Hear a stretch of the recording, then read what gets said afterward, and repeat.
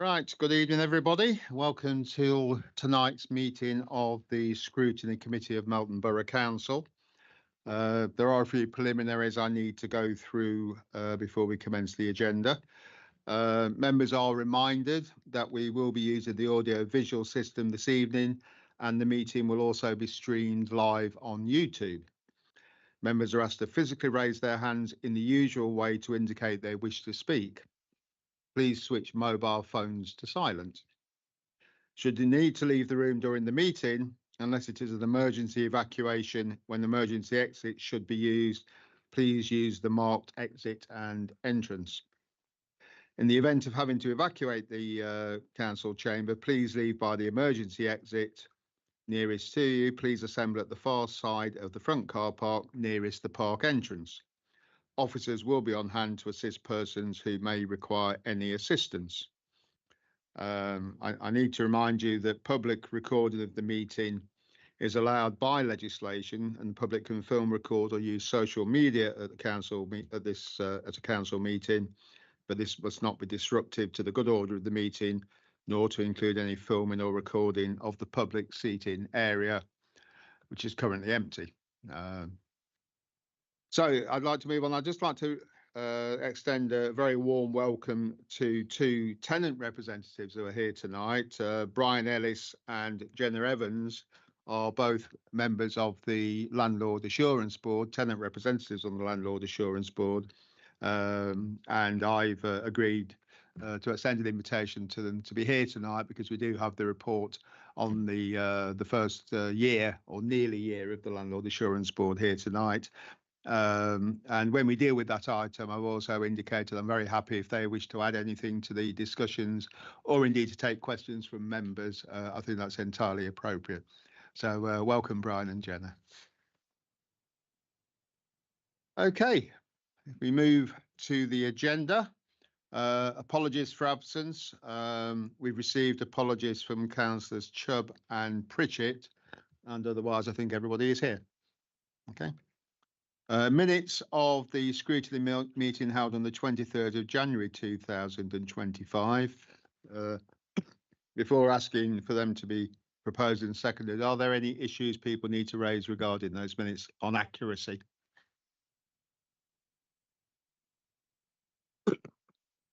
On the minutes for the 23rd of January, I did say at the big that to do with the minutes for the 28th of November. And I said that I asked if I could stay and participate as no decisions were being made because I was a tenant of MBC property. So, and you said it was okay, but there's nothing mentioned on there. So I just wondered if that could be put down, please. I'm sure we can incorporate that, Adam. Yeah. Wonderful. Thank you. Thank you. Any other issues as to accuracy? Okay, can I ask for a proposer and a seconder? So Councillor Atherton proposing, Councillor Thwaite seconded. Show of hands, please. Thank you. The minutes are approved unanimously, and I now have to sign them, I think. If I can find the bit where you sign. Yes.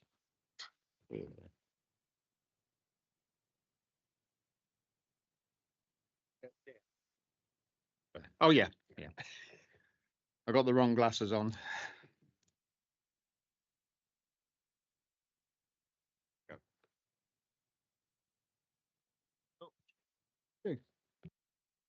Okay, move on to the next item on the agenda, which is declarations of interest. I'd like to invite any members who wish to do so to make declarations of interest in respect of items on the agenda for this meeting. Councillor Gordon. Yes, I'm a council flat tenant, but I can participate in this meeting because there's no decisions being made. Thank you. Thank you, Councillor Gordon. Any other declarations of interest? Thank you. Item 4 is review of the forward plan. This is a standing item on the agenda, and it's an opportunity for any members of the committee to raise issues regarding the forward plan. Councillor Lumley.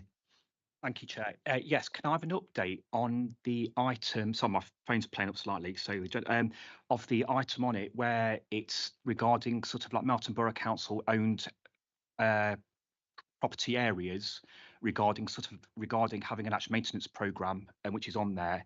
Could I have an update of how we are planning to activate that? I've been contacting key officers about this problem for about 5 years, up to every sort of like key director and chief executive, and unfortunately, I think it's all falling on sort of like deaf ears up until now. We haven't got a way forward. I know when I spoke to previously the interim director for regeneration and growth, Caroline Bruce, her and the cabinet member, Councillor Cox, have come up with a new framework that will try to actually speed up all of this very quickly, because we've got huge amounts of potholes and issues with all the maintenance of council-owned land across the whole town area, and the whole of the bill is getting higher and higher as time goes on, and I don't seem to have any way forward. When I try and contact officers about it, they actually won't meet with me. So I just want an update of as to when this is all going to begin. Thank you. Thank you, Councillor Lumley. Yeah.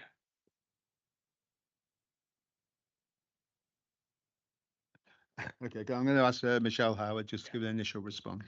I'm happy to comment on the overall points you've raised, Councillor Lumley, but it would be really helpful just to confirm which page of the pack we're talking about and which item on the forward plan. Yeah, it's page 20. Is that 21? Yeah, 21. And it's CX 510 Preventative Maintenance Programme. Okay, so thank you. So Councillor Lumley, just to address your points about the planned maintenance programme, which is the item on the forward plan. I know that colleagues are currently working with procurements in terms of looking at an award of contract via a framework, which will then allow for that planned maintenance programme to be clarified and then communicated to members. So that work is in progress.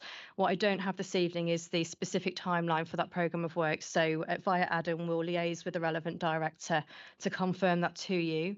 I think just to comment on your wider point, Councillor Lumley, obviously we've got specific arrangements in place to deal with inquiries that you're issuing to us, and we are working through those and responding to those. So prior to the meeting, I've checked that, and I can see that of the inquiries that we've received, there are 3 that require a response. The remainder have all been responded to.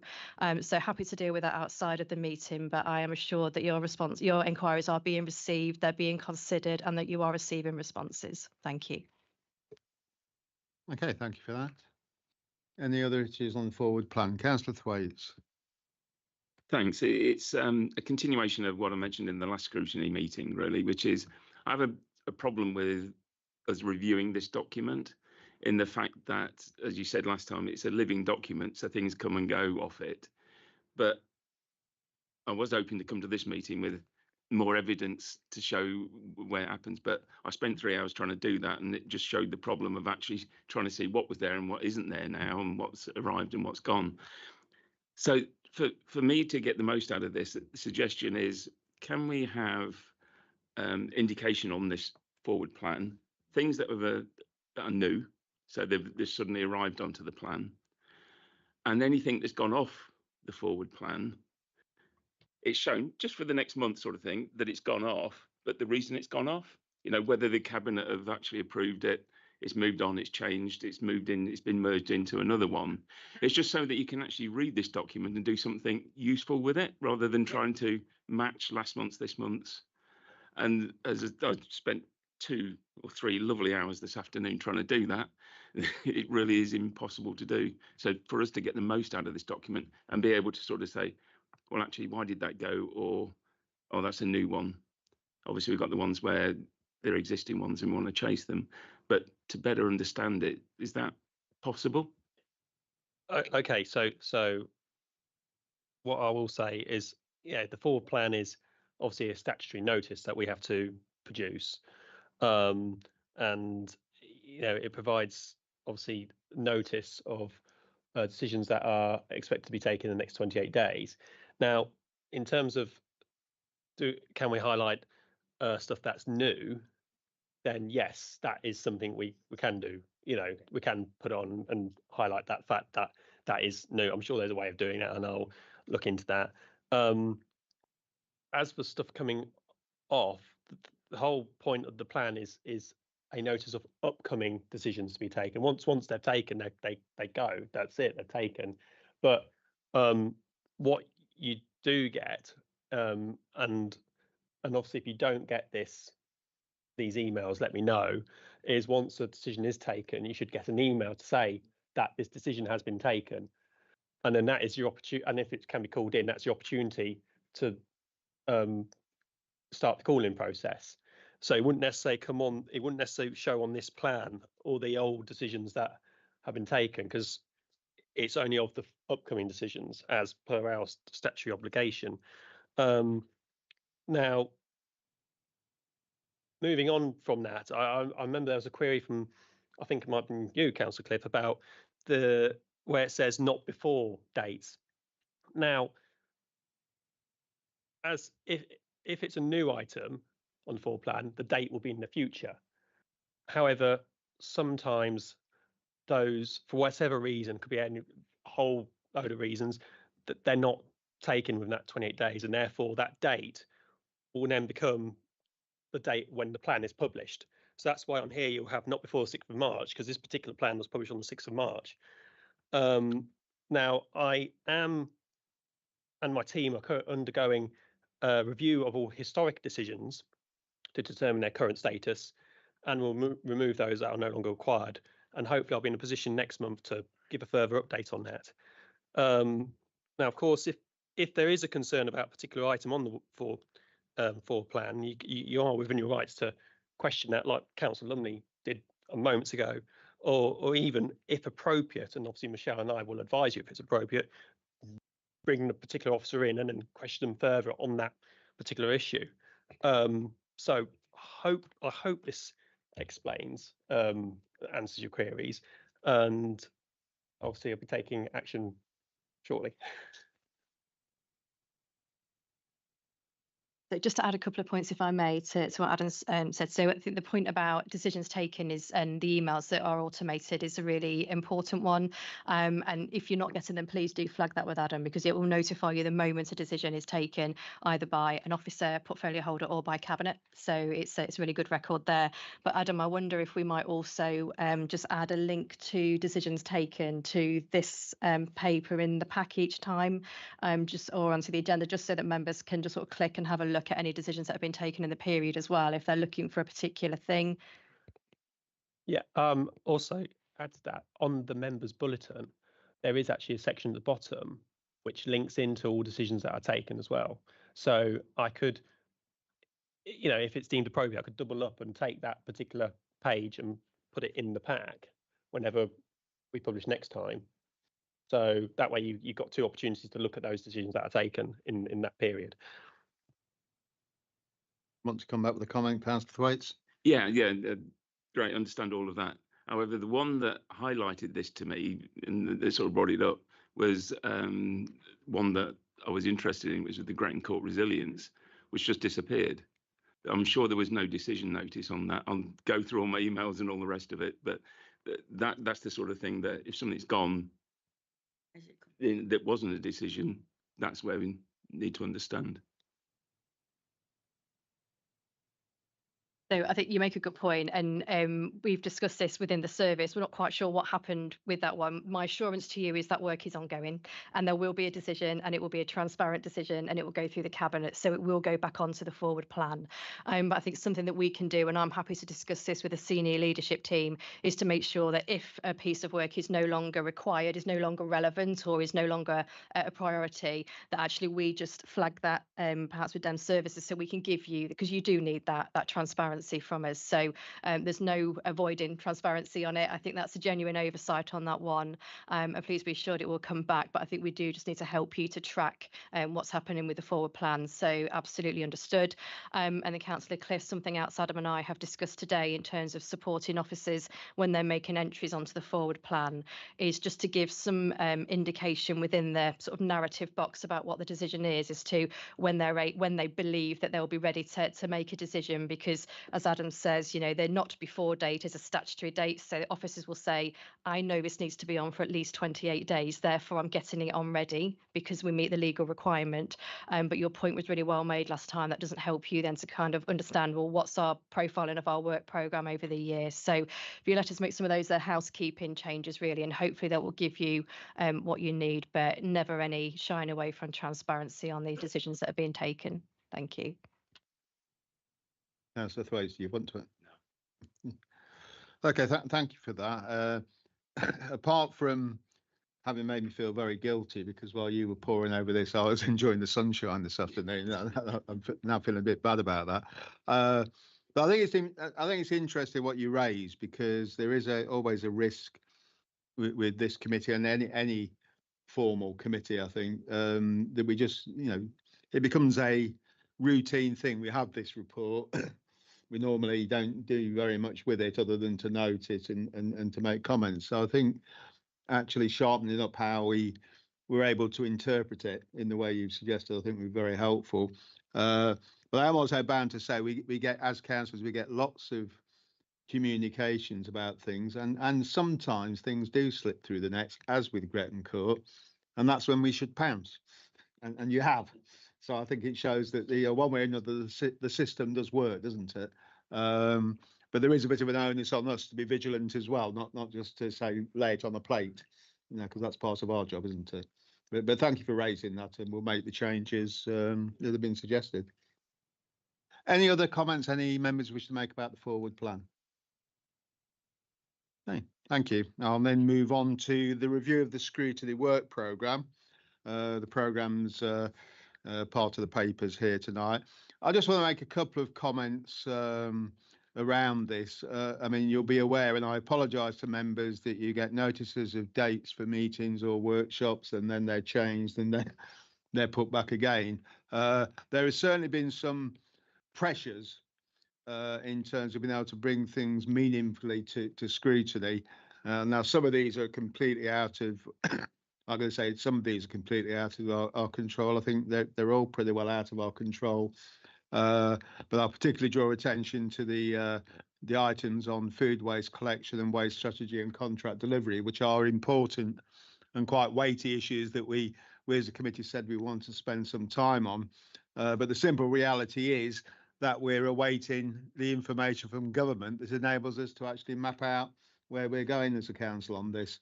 And for us to usefully be able to look at those issues, we need to have that complete picture to bring it to committee. So that's why they haven't come forward yet.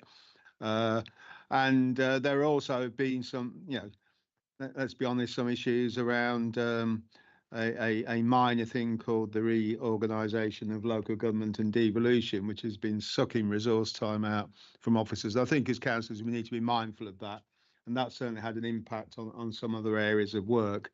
But nevertheless, nothing from the work programme is being dropped. But we've had to be realistic about scheduling it and bringing it forward when it's meaningful to do so. And I don't know if you want to add to that, Michelle, at all. I'm happy with that. The other issue that I just want to extract on the work plan, I think Councillor Cliff's just going to give us a brief update on the developing the youth strategy work, which, as you know, was allocated to a task and finish group. Yeah, thanks, Chair. So this is one of the other casualties of some of the pressures that I think the officers have faced in terms of their bandwidth to support this work going forward. So we've not made a speedier development and progress on this as we'd initially set out. I think we'd said initially we wanted to be able to report back in May of this year. That's not going to happen. My advice was to kind of bring a more formal interim report in May, with a view to hopefully bringing a final report in November. I still think November's quite ambitious, if I'm honest, but I'd like to be that ambitious, because I do want to push ahead with this. You'll note that, you know, it's a commitment with our corporate strategy to develop a youth strategy, and the work of the Task and Finish group is there to give a steer to that piece of work from elected members. It's obviously not to write the youth strategy, but it's to give that steer. So we realised quite quickly that it's actually a huge piece of work. It's a huge undertaking to give that steer, because something like a youth strategy could cover so many areas, and so many risks of ending up with a never-ending piece of work, or ending up with a document that's too clunky and unwielding to be useful and effective. So we've been spending a lot of time trying to find the focus and kind of, you know, establish the parameters of what we're really looking at here. That's taking a bit of time. It's felt a bit like walking through treacle sometimes, and progress has been frustratingly slow for some of the reasons that the chair's already identified. Really valid reasons, obviously frustrating, but just kind of bear with us. And Aisha has been doing some good work, and just recently in the last couple of weeks pushing ahead with consolidating some of our questions and identifying and even reaching out to some partners, including the DWP. So I'm really encouraged with the most recent developments, but just bear with us, it is taking a bit longer than we'd initially hoped. So as I say, hopefully an interim report in May and the final one in November, fingers crossed. Thank you. Yeah, thank you, Councillor Cliff. Does any other member wish to raise any questions either regarding the update on that or any other issues on the work programme? Councillor Lumley.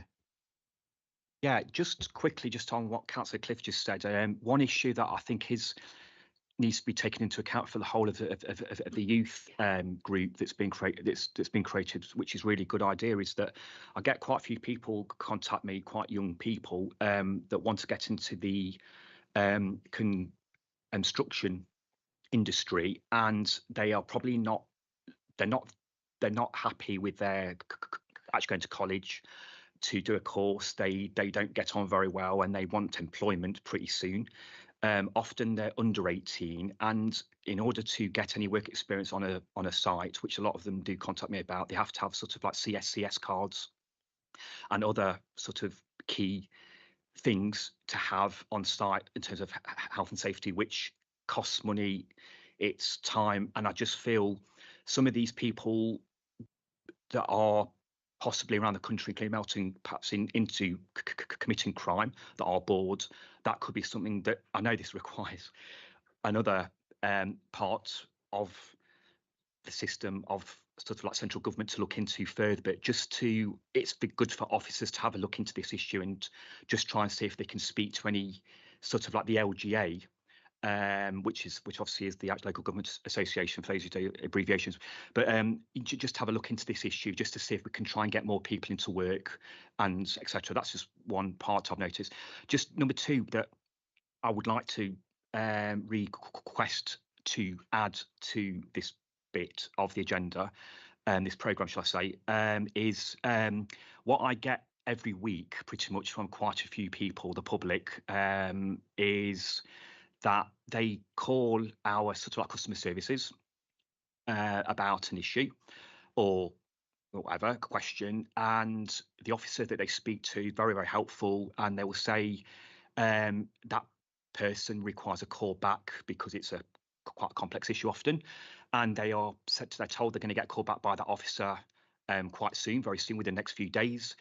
Often it never happens, so they go quite some weeks without having any contact. They then call back again, so they then go to their counsellor and ask, hi, in my case, hi Simon, can we? Oh, sorry, I've gone into this. Can I have a look at this?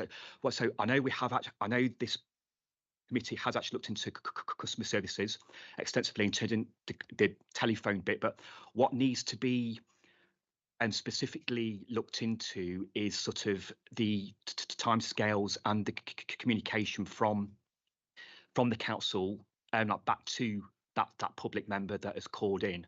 That we need to review it, because I'm getting so many phone calls that the way I've just briefly, I've had one issue this week which is ongoing now for 3 months, and they contacted Melton Borough Council just after Christmas about at a Melton Borough Council owned land issue, And they said, Simon, I'm really patient, but it's now been so long. I don't know who to turn to. I keep calling customer services. They just won't. I can't get any answer. That's one of many I get. So I just think we need to look into how we improve this communication. Thank you. Thank you, Councillor Lumley. I think I'm going to just a moment, Councillor Good. I'm going to rule from the chair. I'm not inclined to accept additions to the work programme as it currently stands because we're already behind schedule. But by all means, when we have our normal workshop, post the annual meeting to look at next year's work programme, if you think it's something you want to raise in that, then you're perfectly entitled to. But I'd also add that, clearly, as we've discussed many times in this committee, it's not the job of Scrutiny to look so much into individual circumstances of situations, but to look at systemic issues, the broader issues. So I'd urge you, if there are specific cases, then you need to keep pursuing those through the normal channel, rather than saying, well, we'll be looking at it in due course in scrutiny, because we shouldn't be holding up resolving issues being raised with you by members of the public because of that. Michelle, do you want to add anything? Thank you. So, Councillor Lumley, as always, happy for you to send the details of that particular customer or any customers through to me, and we will investigate those. And as we've done before, we will look into call records, because we can listen to them, we can monitor them, and we do check them. If we have failed to call people back and they've had a poor service from us, we will take complaints and we will investigate them properly. As I outlined earlier, we've got specific contact arrangements to support you to make sure that you get a response to your inquiries as they come through. Please feel free to use those. So contact that officer, and I'm happy to look into any specifics that you might want to raise with us. Thank you. Thank you both. Yeah, as I said, I've only said this tonight because it is, I think personally, it is a systemic issue and not individual cases. But yeah, thank you for your comments. No, absolutely. I said that, Councillor. What I was saying was that don't wait on us looking at it as scrutiny to pursue the issues that are being raised with by individuals. That was all. Councillor Gordon, you wish to raise something?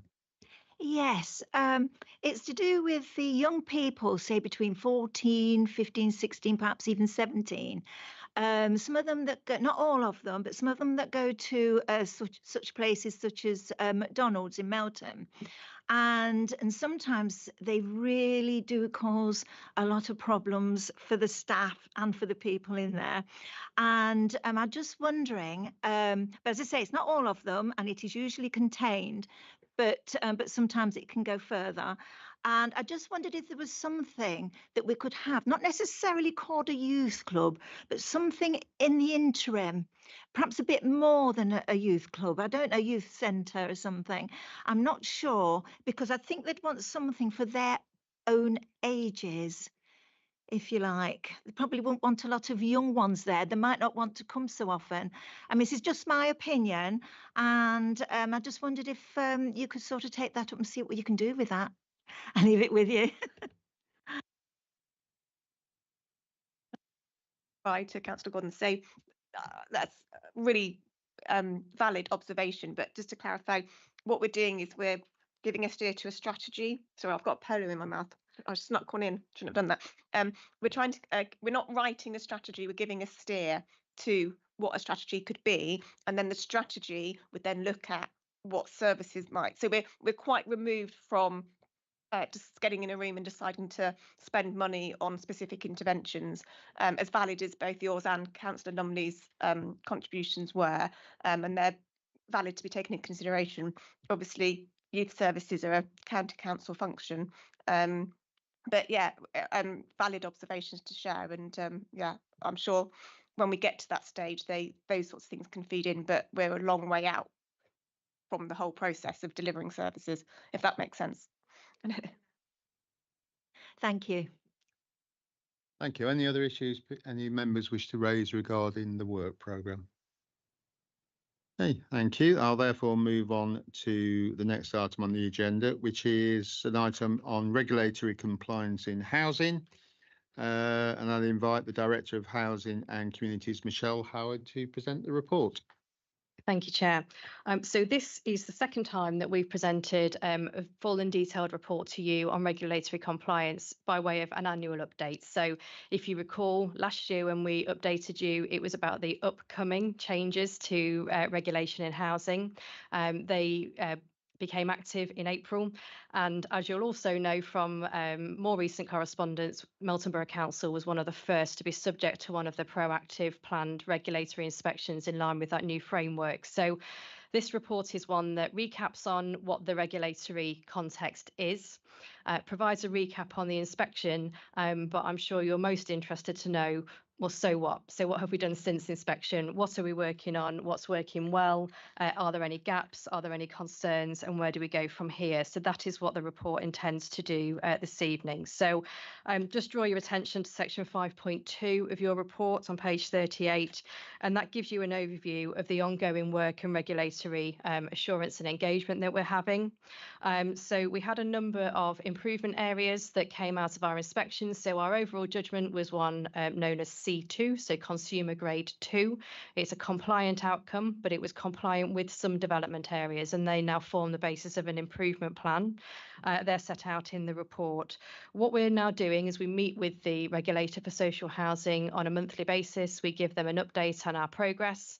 Some of that progress is around specific projects and programs of work. So, for example, a project around tenant data. And some of those things are actually about how we shift that relationship with our tenants. And I won't steal the thunder for later, because our tenants have absolutely transformed the way that we're working, engaging in the insights that we have into the work that we're doing. But it's a really important opportunity to sort of really reflect on the progress we're making, but bring it to life as well. And our intention being all the time to show that continued progress and maturity of the work that we're doing, so that we can demonstrate that we are meeting all of the areas of the regulatory standards. We have, I have to say, found the inspection process to be really impactful for us. It was really positive in a number of ways. It gave us reassurance of the work that we've done over a number of years. It gave us confidence that we had self-assessed in the right way, and we knew where we were strong, we knew where we had development areas, and it gave us a renewed confidence for the future. And hopefully you will see that reflected in the report. As well as having our inspection, it doesn't stop there. We have our routine monitoring around compliance, so particularly around health and safety compliance, and I'll touch on that again in a moment, but also around annual health checks of information through audit. Hi, Harris, come in and take a seat. And work that we do through our Landlord Assurance Board, which you will hear about a little bit later as well. And just to draw your attention to page 42, you'll see that we've just had our most recent annual health check of health and safety from internal audit, which has received substantial assurance for controls and compliance. So that's a really important marker for us, that the things that we're doing and saying that we're doing are being seen through independent checks as well. One thing I just want to draw your attention to, it's still quite a live piece of work that we're not yet ready to give you the full analysis on, but section 5.5, page 43, refers to tenant satisfaction measures. Again, last year, you will recall, was the first year that we had done tenant satisfaction measures. We have completed that survey again this year. We have used a different company this time following a procurement exercise. And overall, we have seen a marginal increase in tenant satisfaction. Understanding from the sector is it takes a good couple of years to see that those satisfaction levels start to really improve. But areas that are particular interest to us are that satisfaction with our complaints handling has gone up. Satisfaction with the time to complete a repair has gone down, and that's something that we want to look into a little bit further. And satisfaction around some of our ASB case handling, there is room for improvement there as well, and that's an ongoing and very active piece of work with our tenants through various groups. So those things form key updates to the regulator. I won't go into the appendices in detail, but you will notice that this report had a lot of appendices, and that was deliberate.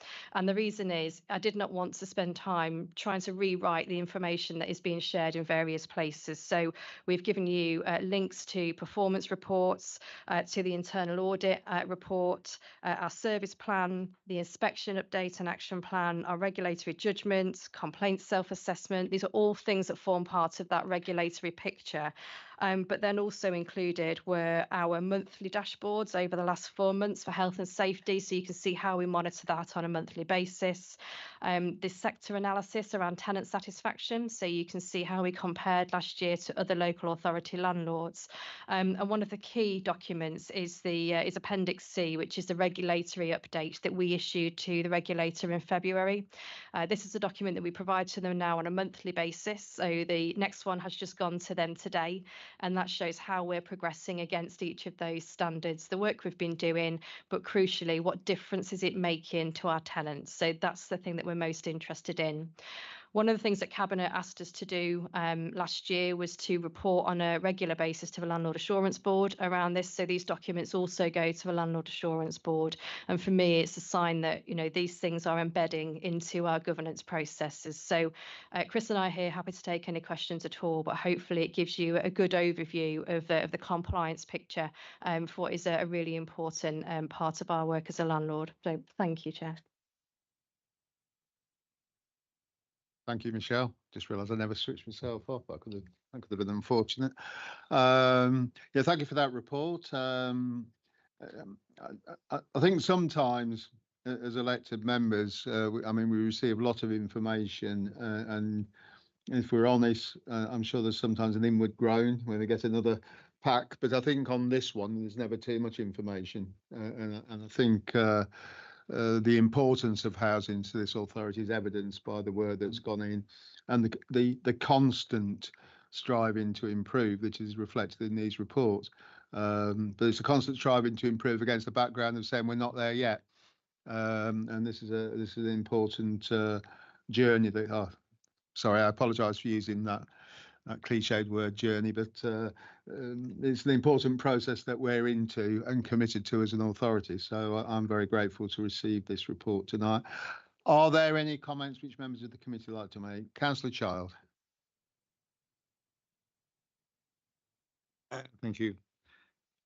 552 this key measure of satisfaction. I would expect that to have been in around 75–80%, that tenants are more overall satisfied with the services. I think you mentioned, Michelle, you're looking into that, why that is so low. Am I right? So in terms of overall satisfaction, so a national average is 68%. Yeah. So I think you're drawing on some of the national averages there for the whole housing sector. Yeah. Of course, we want to aspire to go to have a much higher level of satisfaction. We recognise that we have been on quite a journey, and one of the reasons for including in our next report some of the words from tenants such as Brian are to show the improvement and the journey that this council has been on, and satisfaction doesn't improve overnight. So one of the things that we're doing now is looking at what's a realistic target for us in terms of satisfaction levels for, you know, the next year. When we met with the regulator, they were very keen to help us to see that it's really important that we understand how we fit across the whole sector, but actually what is that right next level for us? What's the next target for us? So absolutely, we should be aspiring to be the best landlord that we can with the most satisfied tenants that we can, but there's an incremental approach there as well. And so I think I would ask the committee to recognise that journey that we're on, and actually from a local authority perspective, there are things that we can see that we're doing well and tenants are satisfied with, and areas that we needed to improve, and we have been focused on those. The one further one, Chair. This one property that hasn't had the asbestos management survey done. Can't we get into the property? Let me help you there, Chris. 544 on page 42. There's one property which is bringing you down on your percentages.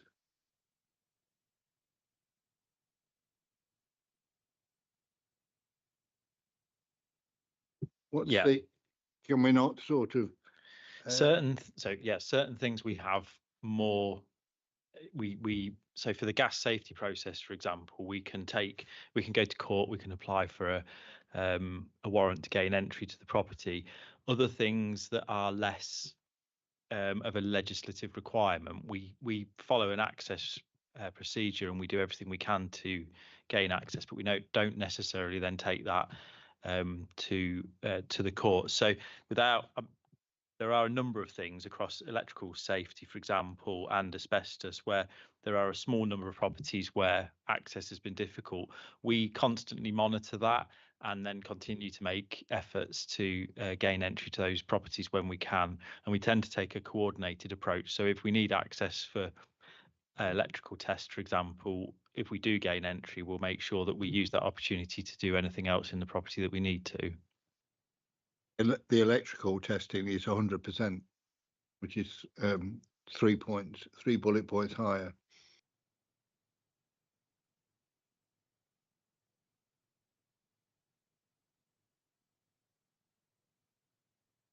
Councillor Chard, if I may, I just want to confirm something for accuracy. Just so the bullet points you're referring to are on page 42, is that right? So, yes, so they are the sample testing that our auditors did. So the 100% relates to the audit sample test. So just for completeness. So the actual performance is included in the dashboards within the appendices. So just wanted to make sure we were accurate for the minutes. Thank you. Councillor Gordon. Yeah, just on the asbestos theme, I just wanted to know, because like you're going to make, sort of check the properties every 5 years or so, because it's not going to change. So I'm wondering if it's worth doing it every 5 years, because the asbestos, unless something drastic happens, it's not going to move from the place it's in. Oh, you're absolutely right. It doesn't tend to. However, when we do work in properties, we may remove small amounts of asbestos, which would mean that the survey that we had was no longer up to date. But one of the key reasons for doing it every 5 years is because of condition. So where we go into a property and we find they've got an asbestos Artex ceiling and it's absolutely fine, that will get noted. We wouldn't take any action because there's no need to do anything with it. However, if over the 5 years, if that became damaged, or that is when it becomes a higher risk, and that's why we need to resurvey.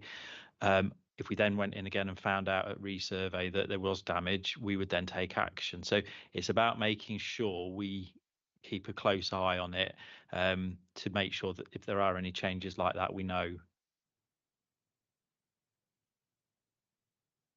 Councillor Lumley.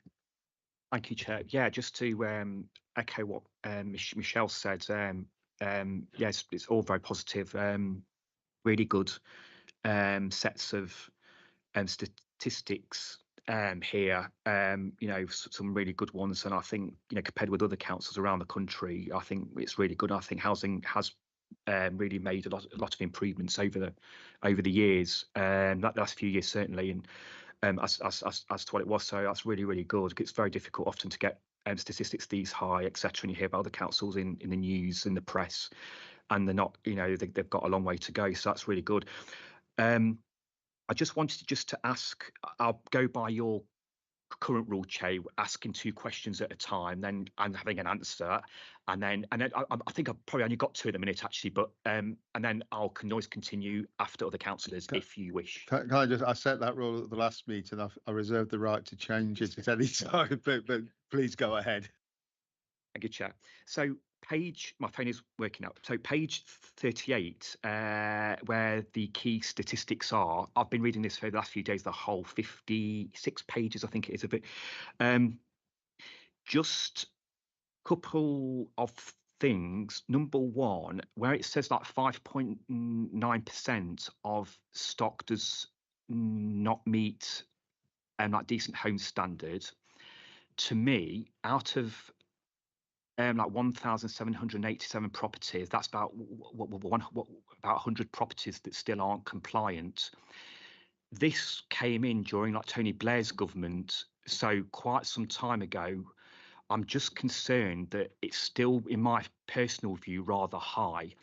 However, from speaking to officers over the years, I know there are issues with trying to gain access to properties, as one councillor has just previously said.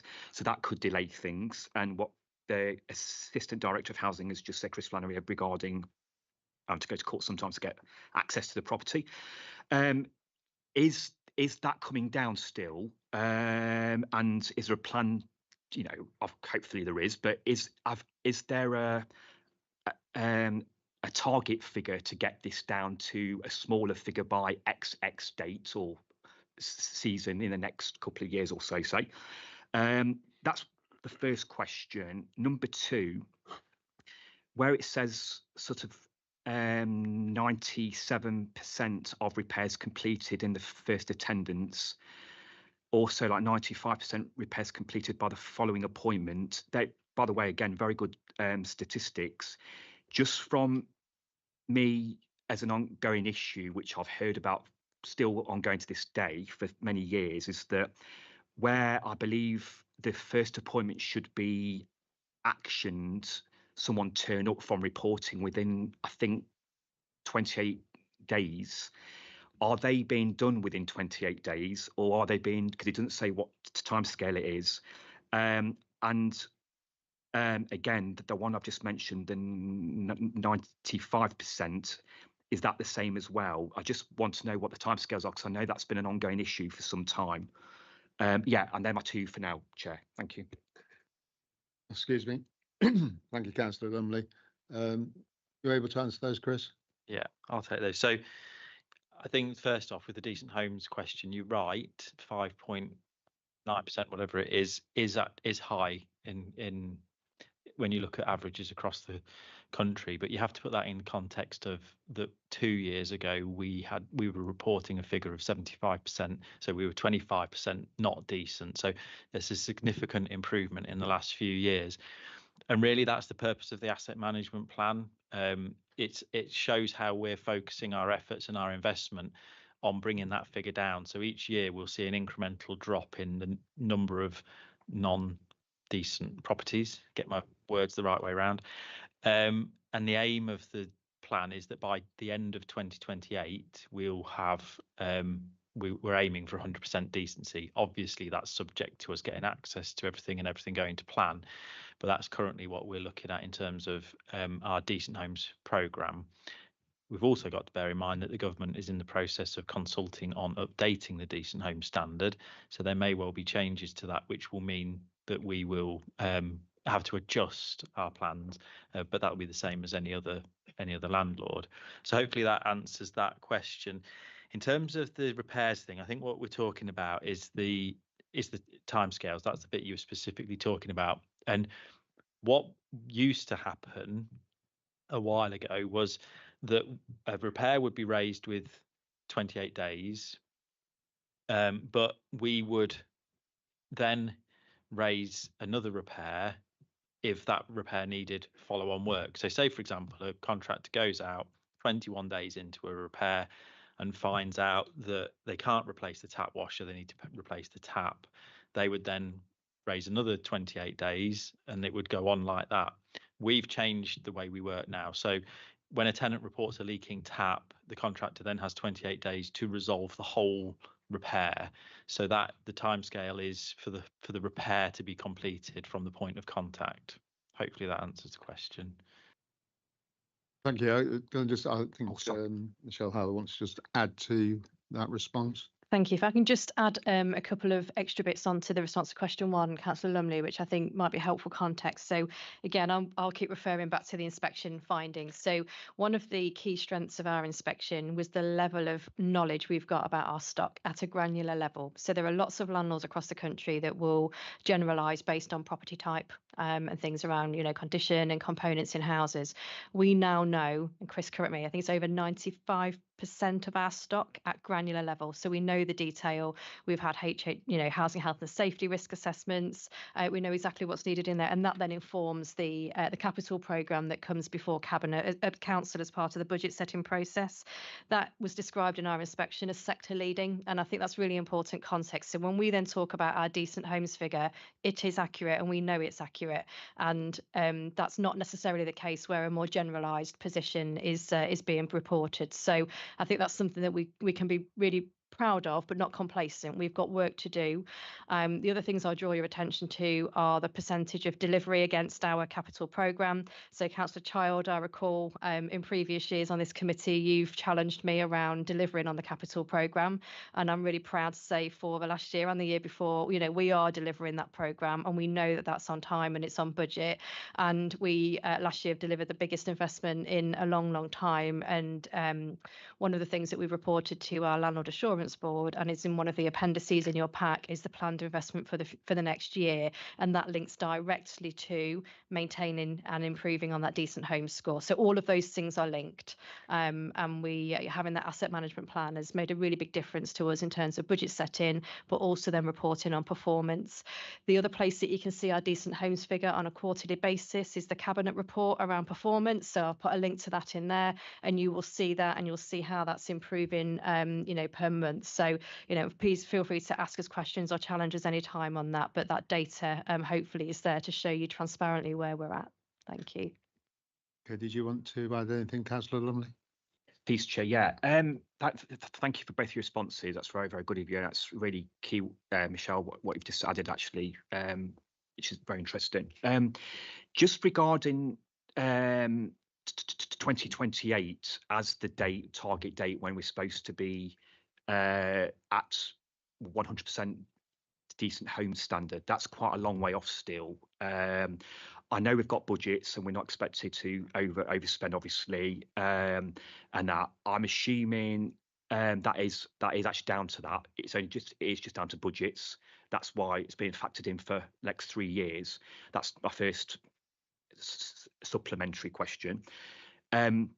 What Michelle just said, very good point, which is very good, is that you all know that the homes which are needing work on them, they are compliant in other ways, key ways, which is really good.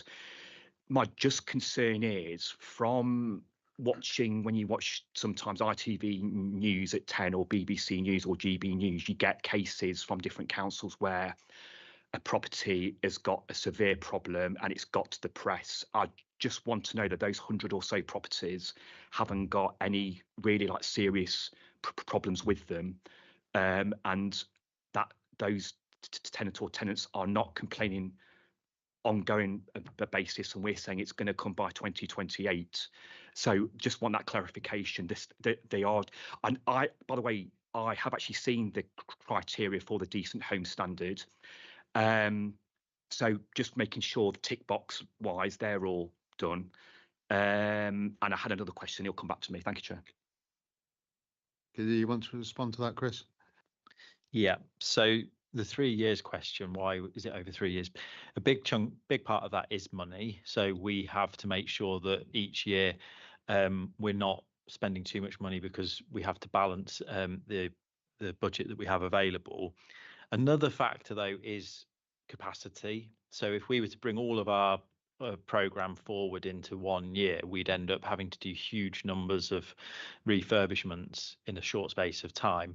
So that comes down to the capacity of the team and our contractors and all these other things we have to consider as well. And I think it links into your second question, which is about, are we sure those people in those 100 or so homes are safe? The decent homes standard, a large chunk of that relates to condition and age. So a property can fall out of the decent home standard because the kitchen is of a certain age. It might be perfectly good, functioning, clean, nothing really wrong with it. It's just beyond a certain age, and those things then start to fall out of decency. I think the question you've asked is the right question to ask, which is around, are we sure about safety? And that's links to what Michelle mentioned about the HHSRS assessment, which is the Housing Health and Safety Rating System. So those properties that we know are non-decent have had a stock condition survey. A part of that stock condition survey is that health and safety assessment. And the surveyors that are going in there are looking for serious hazards, things that are putting people at risk. Those can be electrical, they can be fire related, they could be any number of the 29 things that are on the HHSRS system. when they find those, they report them to us, and we handle those issues within the right timescale. So the really serious hazards have to be sorted very quickly. Other hazards can be sorted within a 12-month period, for example, but they all go into our system and they all get dealt with. So that deals with the risk. We then go into the property at a later date to do, replace their old kitchen or the boiler that needs replacing. But we do pick up the serious risk before that. Chair. Thank you. May I just ask another supplementary question for my other question, my second question? Could I which make has come my back to me? comment about your first course you can, question of course you can, before you do that? Then I'll invite you to. No, I just want to thank for the question about decent homes. I did pick up, and I'm not sure whether it was meant as a little witticism that it started under the Blair government, and you're quite right. Decent homes came under the Blair government. And for the next 20 years, this council got up as far as 75%. In the last 2 years, it's got it up to 95%. I make no other comment, but I'm very pleased that we've made such progress in the 2 years that have just gone. You have another question? I think I've asked you this, Chris, in other previous meetings. Just for the councillors here, just to get the answer. When sort of tenants are reporting repairs to their property, are they all trying to be done in all one go, as opposed to different people coming out? I know we've got different contractors for different, like gas boilers versus other repairs and that, but are we trying to combine them all together? Because I know, just concern, you may know more than me, obviously, that is that sometimes when there's an extra call out again for something that should have been at the same time, are we charged then as a council for that? And it's just how it goes, the system. I just want to make sure that we're not being overcharged, and that's within our contractual agreements. Thank you. Okay, so they're a bit around charging. It's probably the easiest bit to deal with that. We pay for the work that's completed. So if a tenant reports 10 repairs over 10 days to us and we deal with them all separately, that costs us the same as if 10 repairs were reported in 1 day and we completed them in 1 day. So that the charge is what the charge is for the work that's involved. Where possible, we do work at the same time. So if there are multiple reports and the operative that's visiting is capable of doing those things, they will bring more things into a single appointment if possible. And that all comes down to whether the contractor knows about it in time and whether or not the trade can cover multiple different things that we have. So it's not, doesn't happen 100% of the time, but it will happen.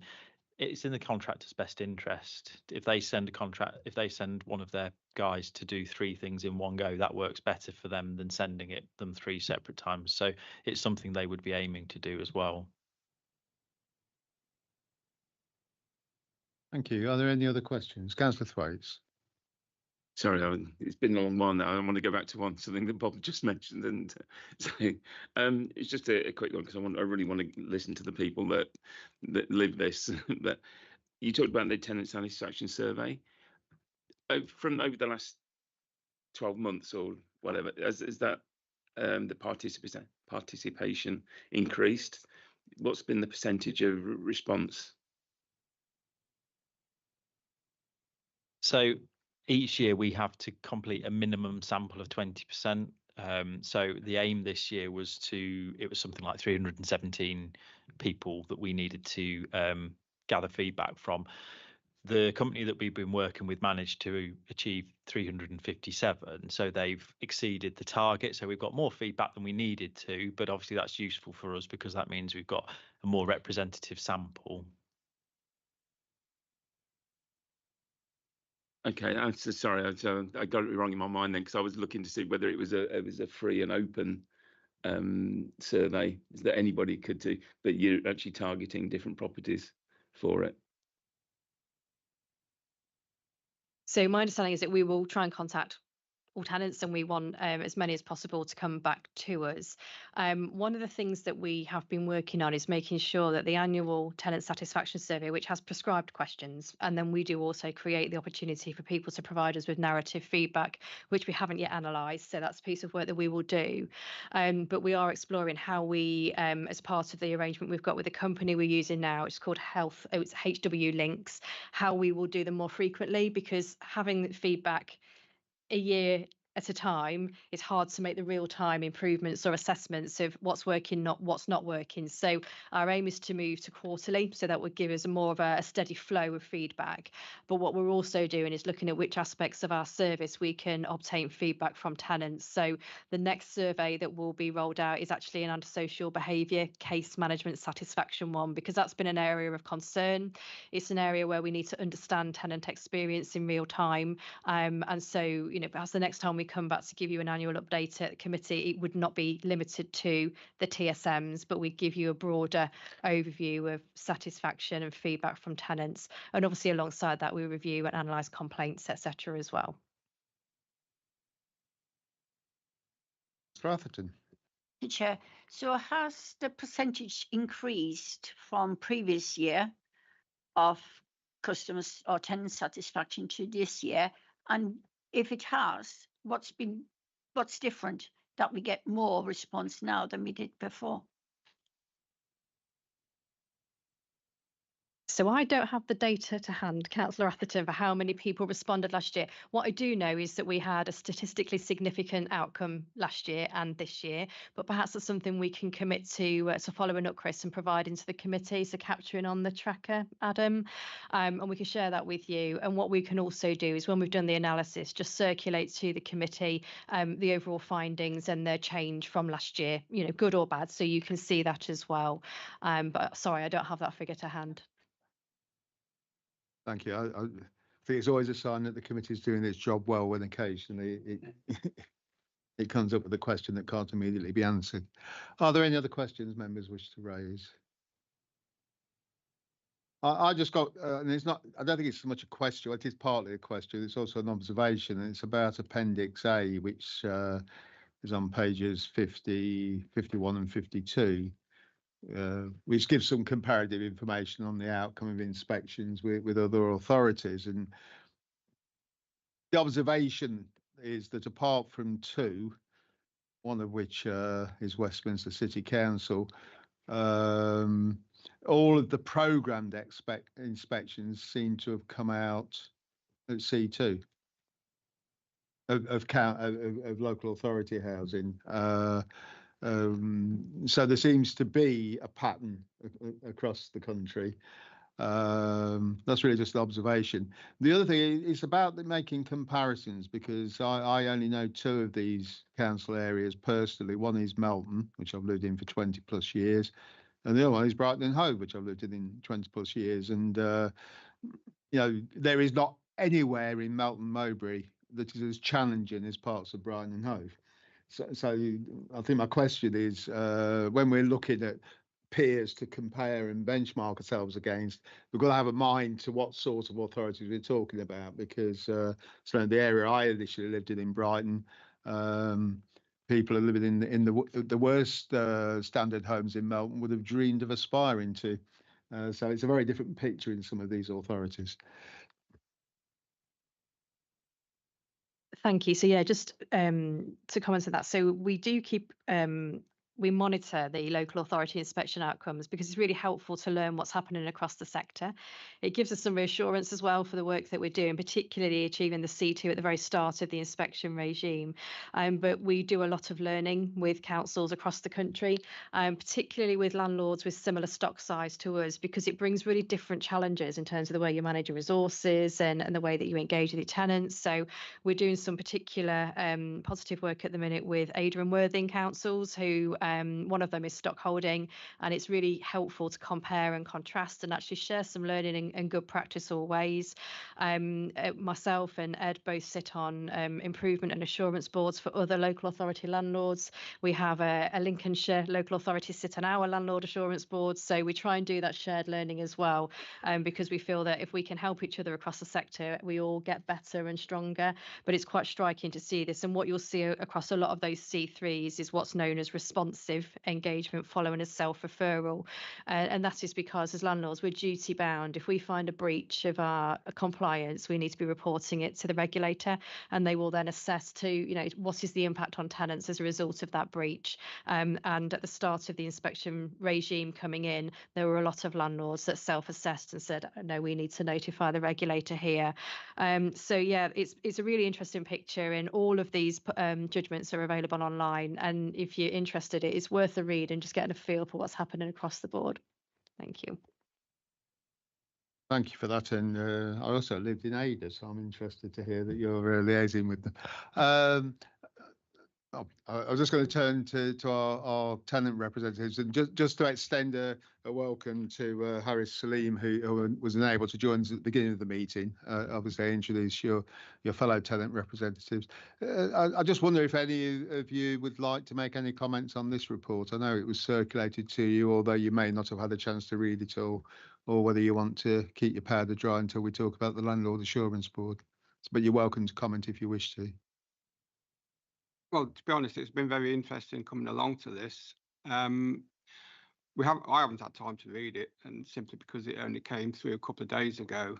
But you know, I will be reading it over the next couple of days. But it's very interesting to actually hear what goes on, and that's one of the reasons why I joined the Landlords Assurance Board. But yeah, as far as that everything, I haven't got any questions at the moment. So I don't know about these guys.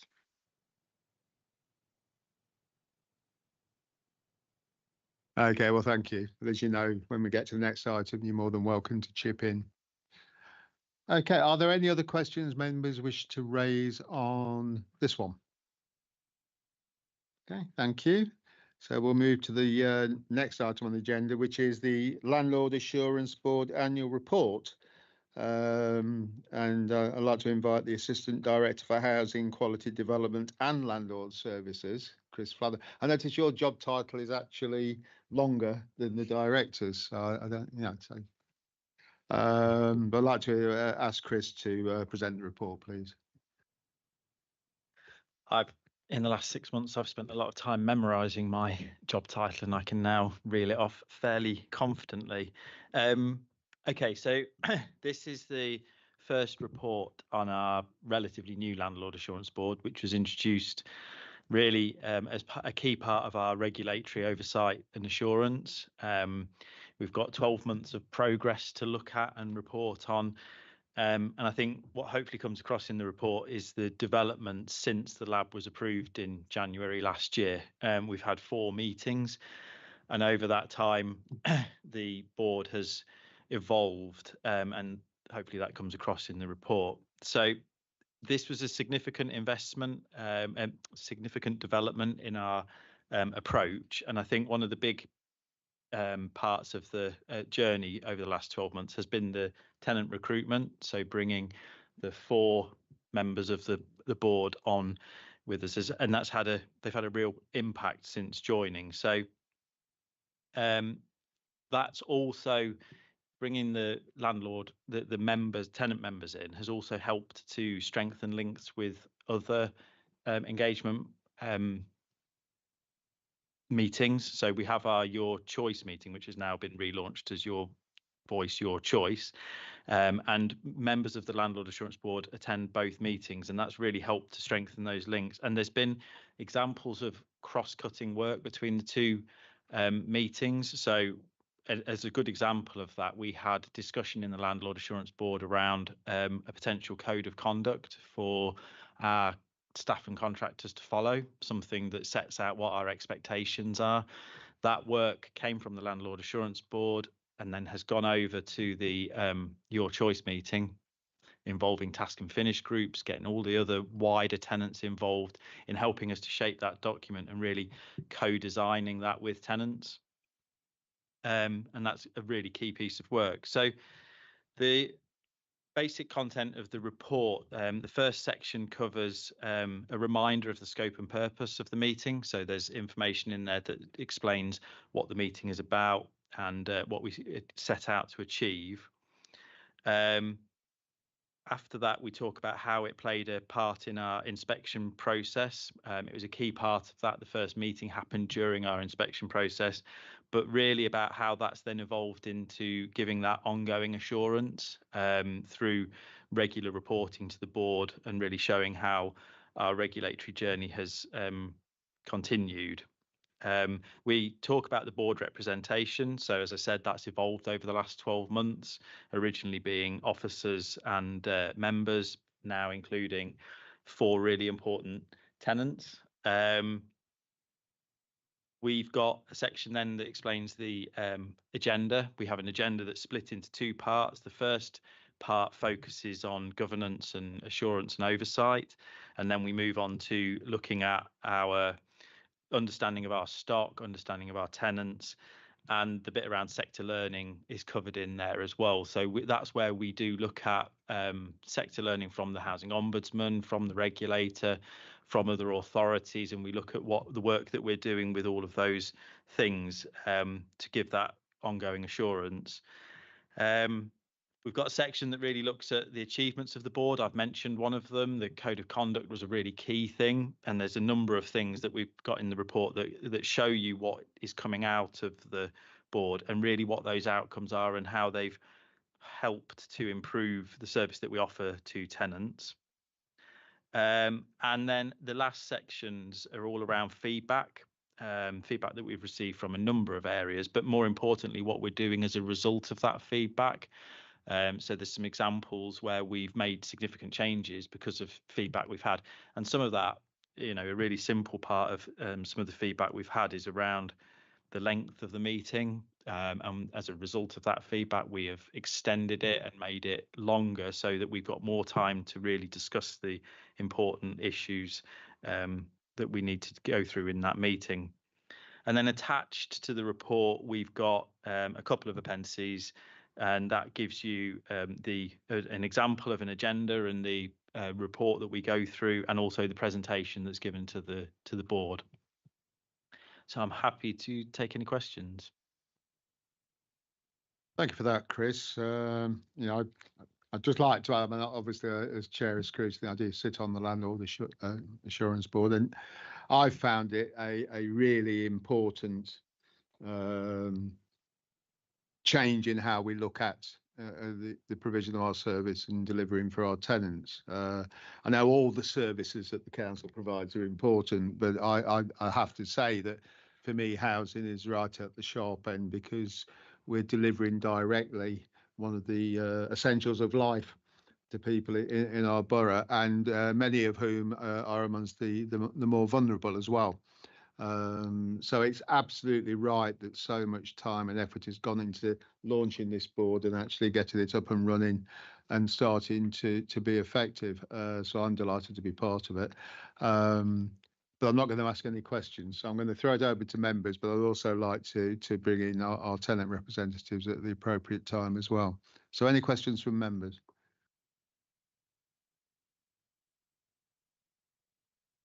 That's very unusual.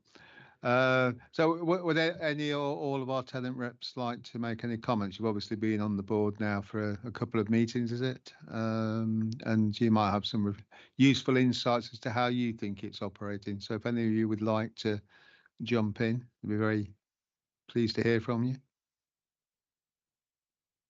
Jenna. Hi, yes. I joined to make a difference because it's all right, people complaining when things don't go right. But if you don't take action, then nothing's going to change.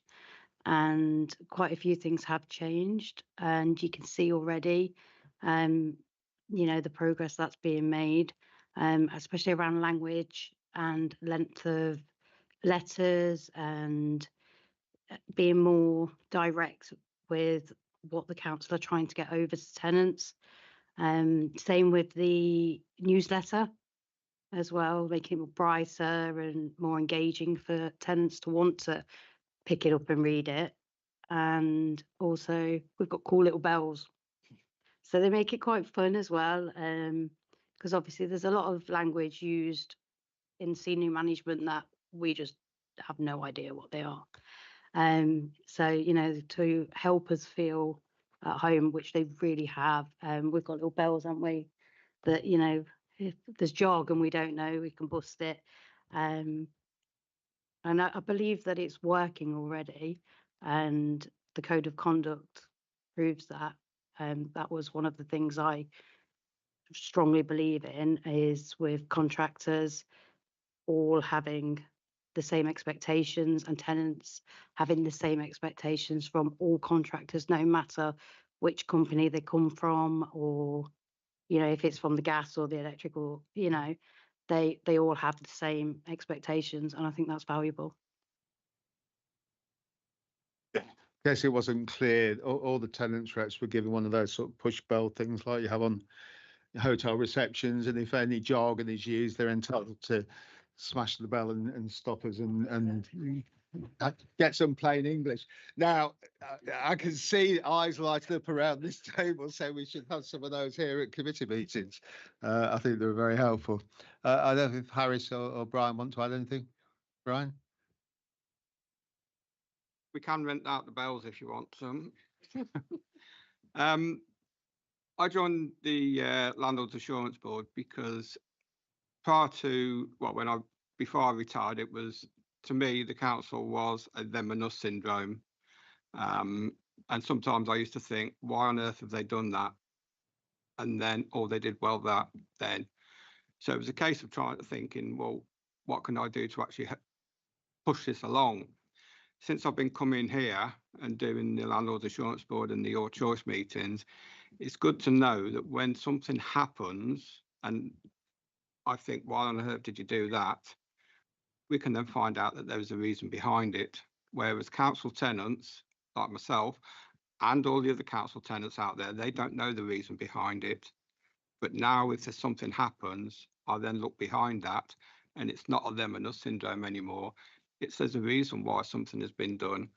I'm still not happy about certain things, the way things have been done, the length of time that some things have happened, not actually with my property, but it's usually with the surrounding area, if I reported something. But it happens, and we can't really change that. I would like to, but I don't know whether it can. But that is one of the main reasons why I joined the board, is to try and find out. And I do find myself now actually defending the council. So when my neighbours turn around and said, why haven't the council done this? I will turn around and say that there was a reason why they haven't done it. And it's also nice that we can have input, like on the code of conduct. And we also brought on the things like Councillor Lumley brought up with communications about the length of time and things like that. And we have actually passed that on as well, to turn around about and say about that in previous meetings, you know, in the Your Choice or in the Landlords Assurance Board. So it's good to have that input and also have the feedback from the councils. So thank you.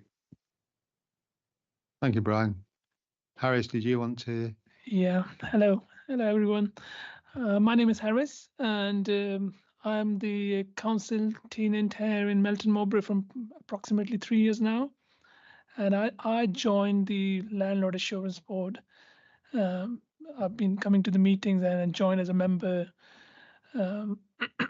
So the reason of me joining was just to bring forward my perspective of looking at the things and the challenges which I'm facing as a council tenant, and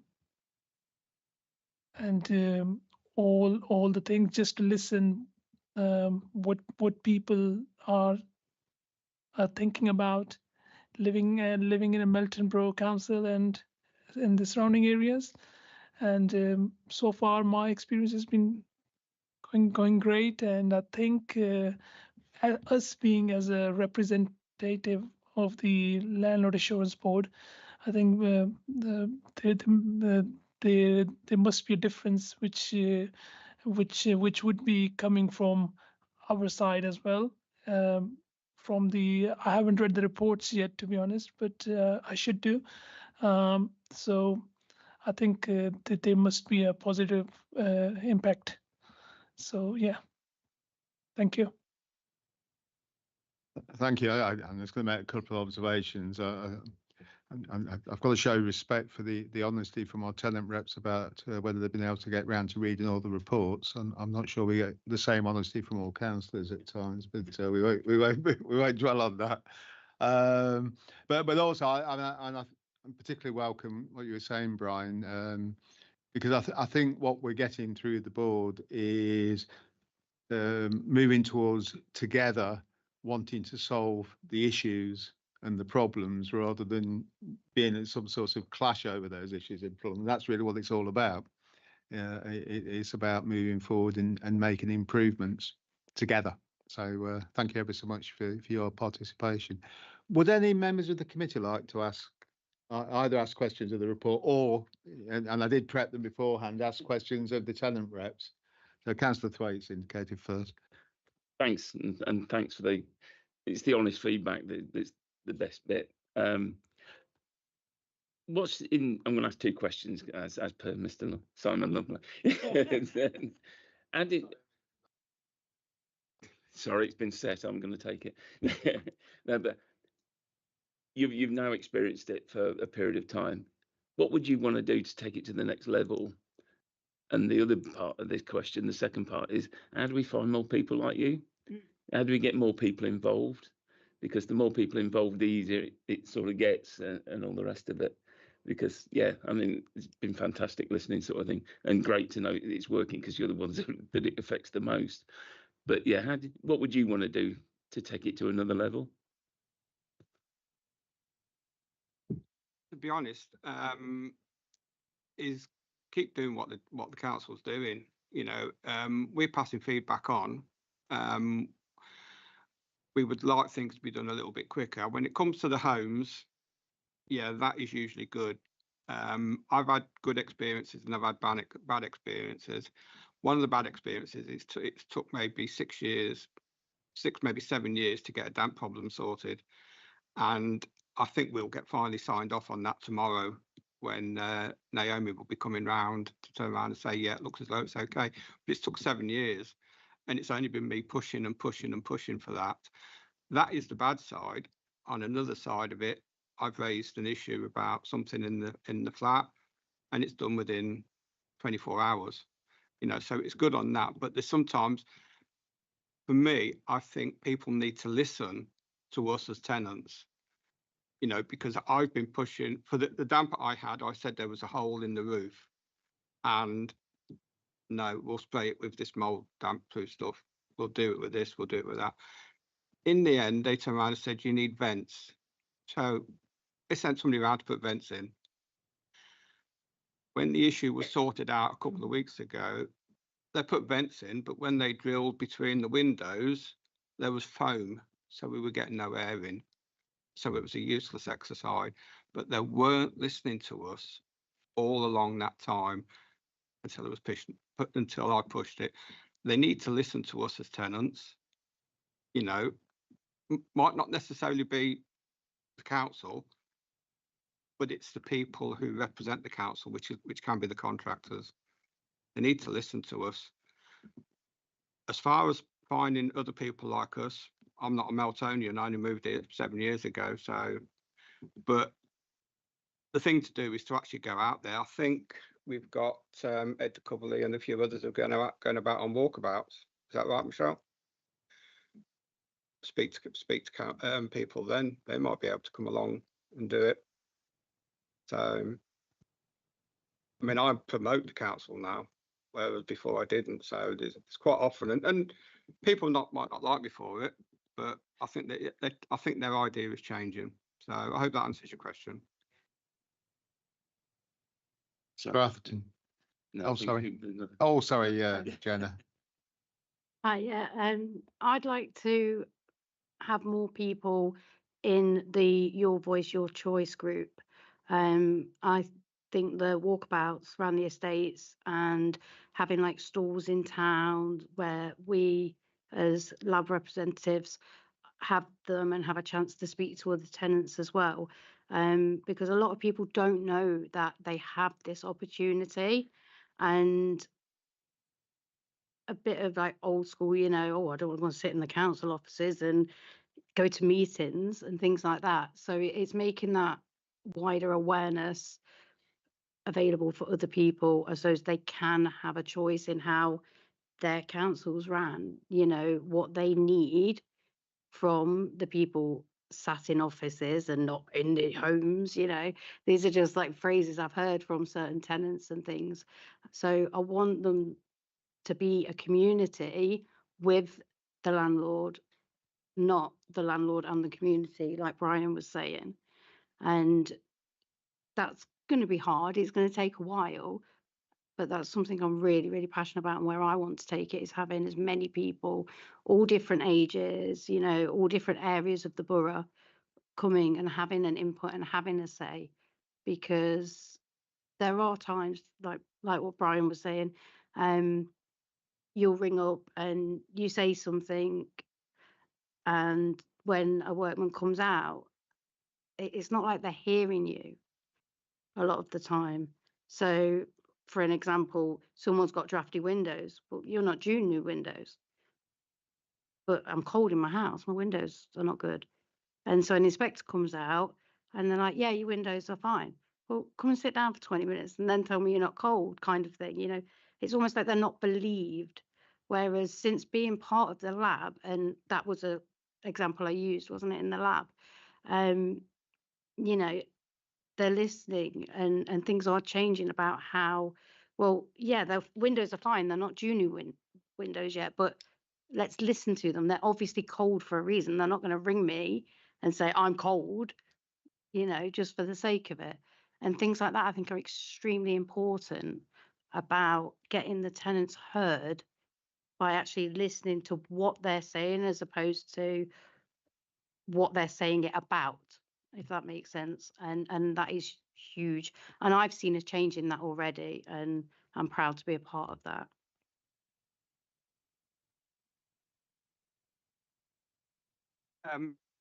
Jen wasn't at the Your Choice meeting a couple of days ago, but something that Jen wouldn't know about, that is a proposal has been put forward by Carol, is to have an open day here with the council. And with doing that, we can have different areas, round tables, energy companies, all that sort of thing, but also to have a table for us guys as lab members to actually sit there, so we can then speak to the tenants when they come along. So that might be something that's going to be happening in the summer, I think. So, but Kerry will be organising that.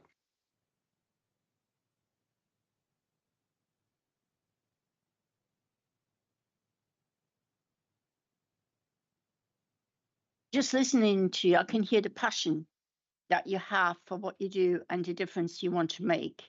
And I think that is something really fantastic. And I kind of hear from Gemma how you really want to push this.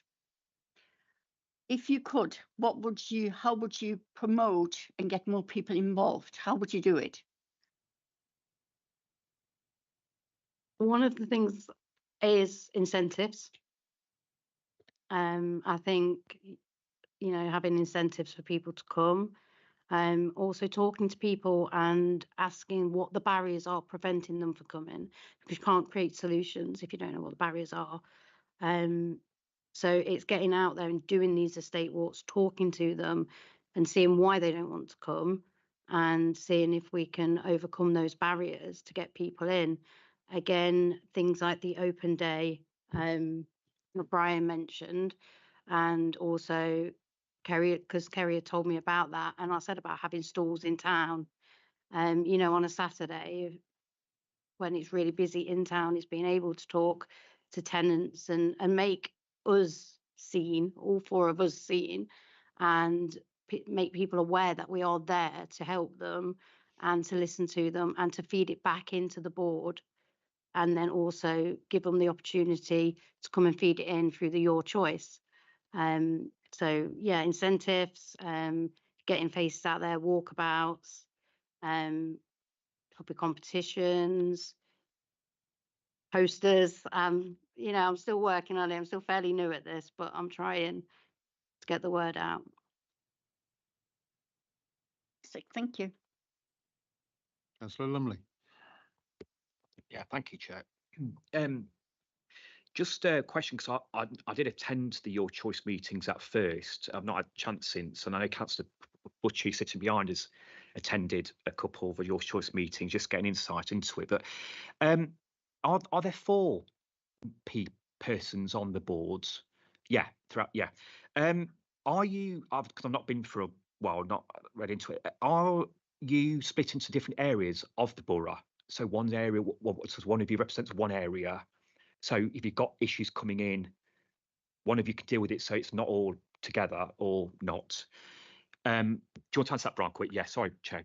Yeah, Brian. Yeah, I live in Chapel Street. Harris lives in New Street, which is just across the road from me. Carol lives down at, is it St John's, which is 3 or 4 minutes away.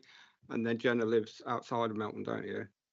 So yeah, I live in a village, so I want to try and represent the village areas. Yeah, I just wondered on that, before you move on to another question, Michelle, can you just remind us of what the process was for inviting people to become? Yeah, no problem. So we wanted it to be a really open and accessible process. So, but we know it's a big time commitment. And at the end, if I may, Chair, I'll just comment on the time that you guys give to this. But you made submitted expressions of interest to say why you want to be part of the board. Those expressions of interest were then considered by the tenants at the Your Choice group. So these are our board members as selected by tenants and are the voice of our tenants. And I know you all now sit on the Your Choice, Your Voice meeting as well to provide that link. In terms of our terms of reference, there are 3 board member spaces for tenants on the board, but we were really clear that actually we didn't want to prevent anybody who was had been through that process to join us. So all 4 of our tenant applicants joined us on that, and you bring such a diverse range of experiences and views from the town centre, living in our flats, living in our houses, living in our rural areas. So that's really helpful, really representative. And Jenna, we're really desperate to work alongside you to really get the voice out for that wider tenant meeting. How do we help as many people as possible to be as engaged in the way that's right for them as possible? Because the board is obviously that one element, but there are so many different ways, and we're really focused on broadening that so we get a really representative voice, because we are listening, we do care.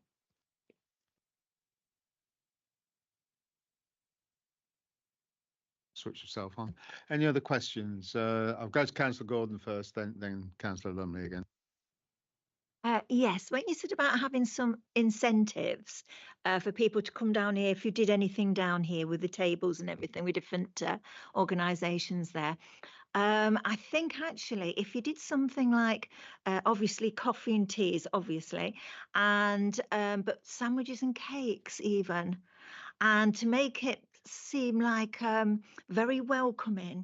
And I think a lot of people will come if they know that they could get something like that and sit down and chat as well, have a space for chatting, and also to ensure that if there's any forms that you want them to fill out, tenant satisfaction forms, to try to encourage them to do it while they're there.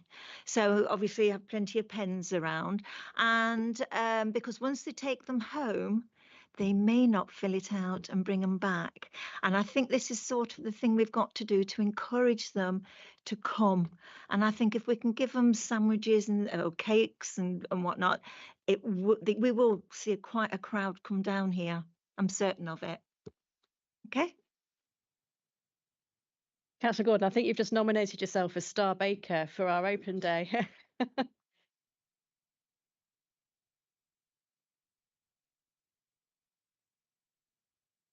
For being Councillor Lumley, I just noted down we could offer them cakes, and then we could offer them a free taster session at the gym as part of the Healthy Melton initiative. So we bring both things together. Councillor Lumley.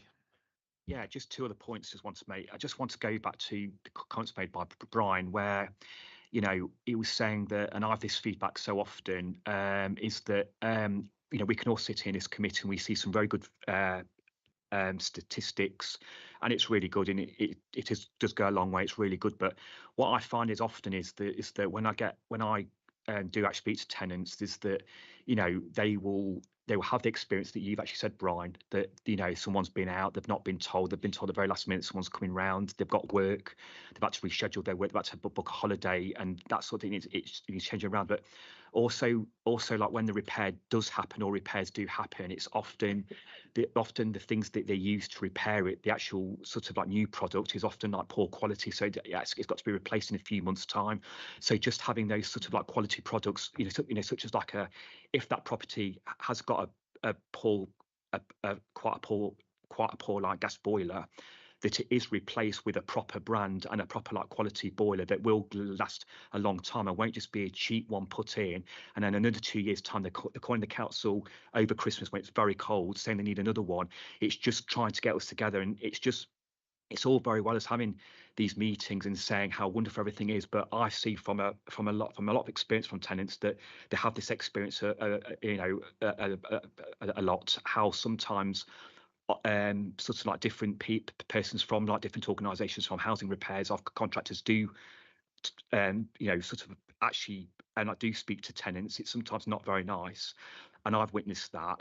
And I think we've just got to make sure. I think a key thing that like Councillor Steve Carter and I've raised over quite a long time now, many years, is that often we actually carry out a lot of works to our properties, but they aren't inspected by our own officers or their contractors. So they come out. I'm actually, for example, I'm actually aware of a property in the countryside at the minute where literally like the whole of like the brickwork is really poor, and it's not been fixed properly by our own contractors over several months and years, and it's now got to the point where it's causing a lot more problems than it's worth. And the council, seemingly what I've heard, and I've got all different views from everybody, it's just not been undertaken very well. So we've just got to make sure that those key things are really improved by the council, and how we go about things, just making sure that when key officers do have their meetings with contractors, that they are actually bringing up these points, and they are making sure that it is a good standard as well. Just another thing as well, just regarding the sort of like welfare benefits cuts, which has been in the news the last 2 weeks.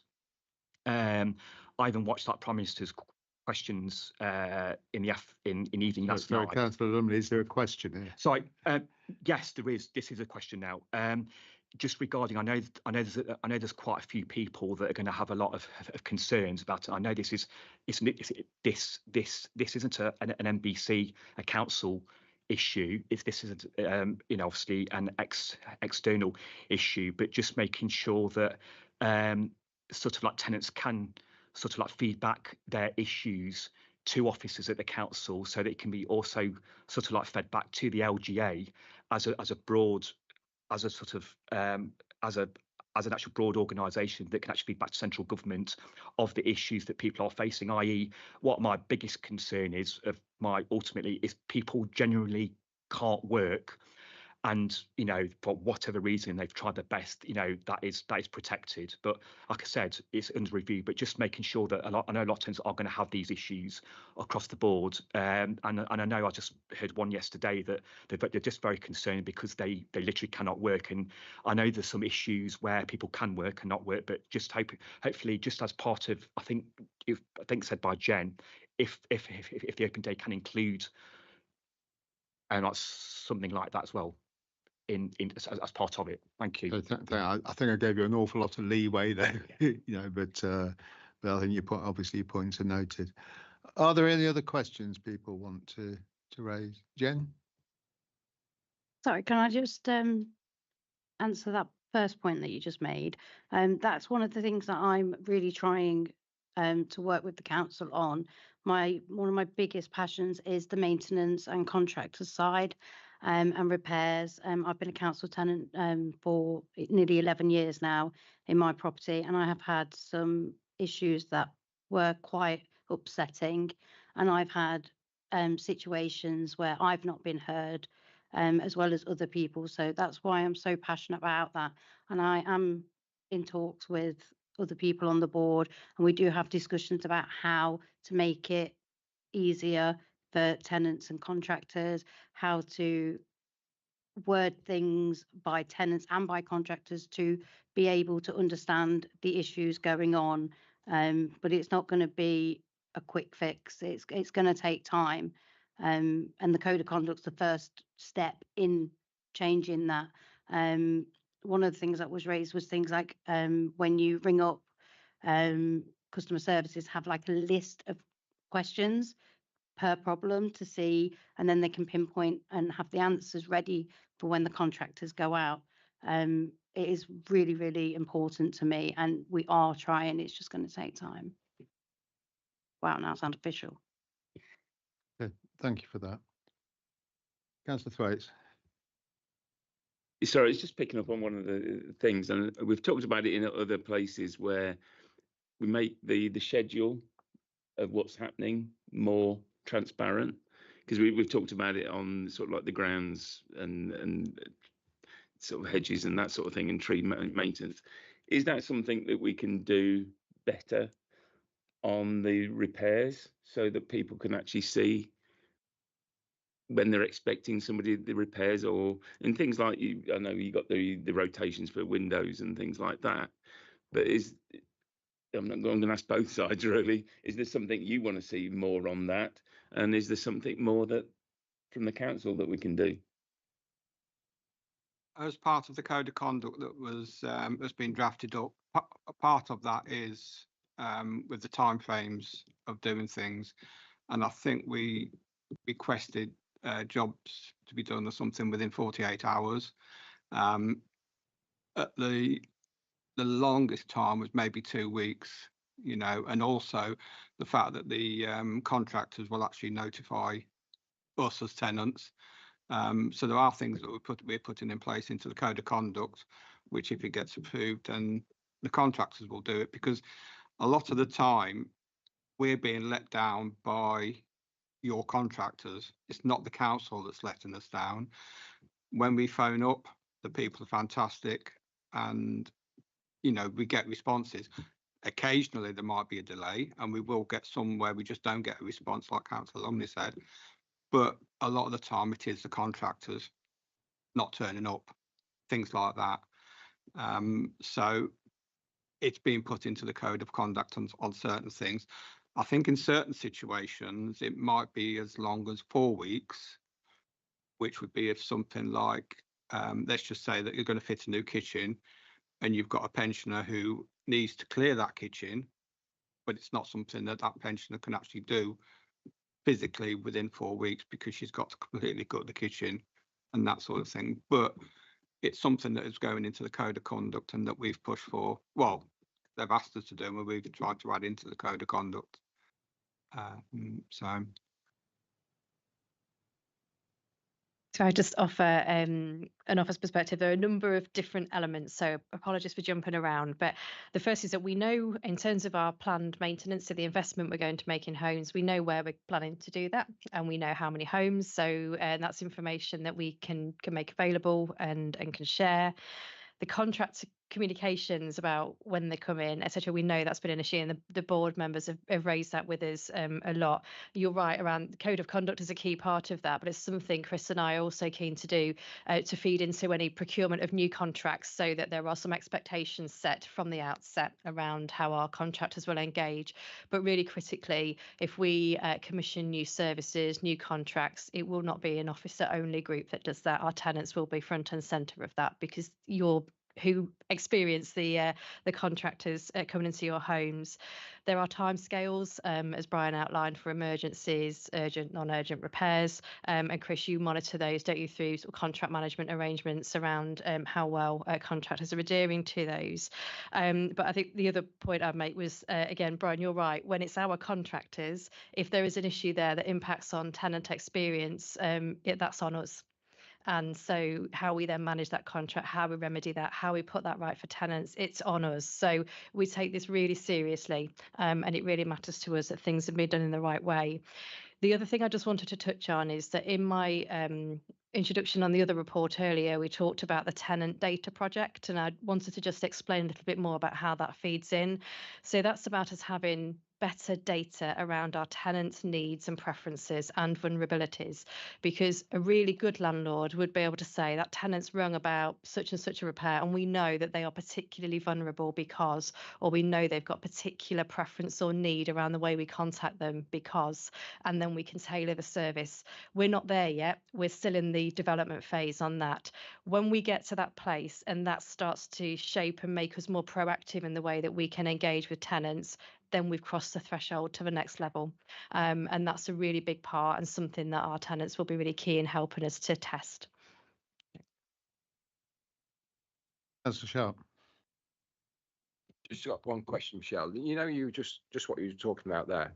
There are a lot of tenants probably in Melton and the surrounding areas that are very quiet, do not speak about the problems. So how do you get those problems sorted? That's where I see it. It's you've got the main people that complain. There's the other folks that complain, job's done, and then there's the other tenants that are very worried. If they complain, they get chucked out or something like that. That can be the biggest hurdle that the council's got to get over. I think that's my opinion, really.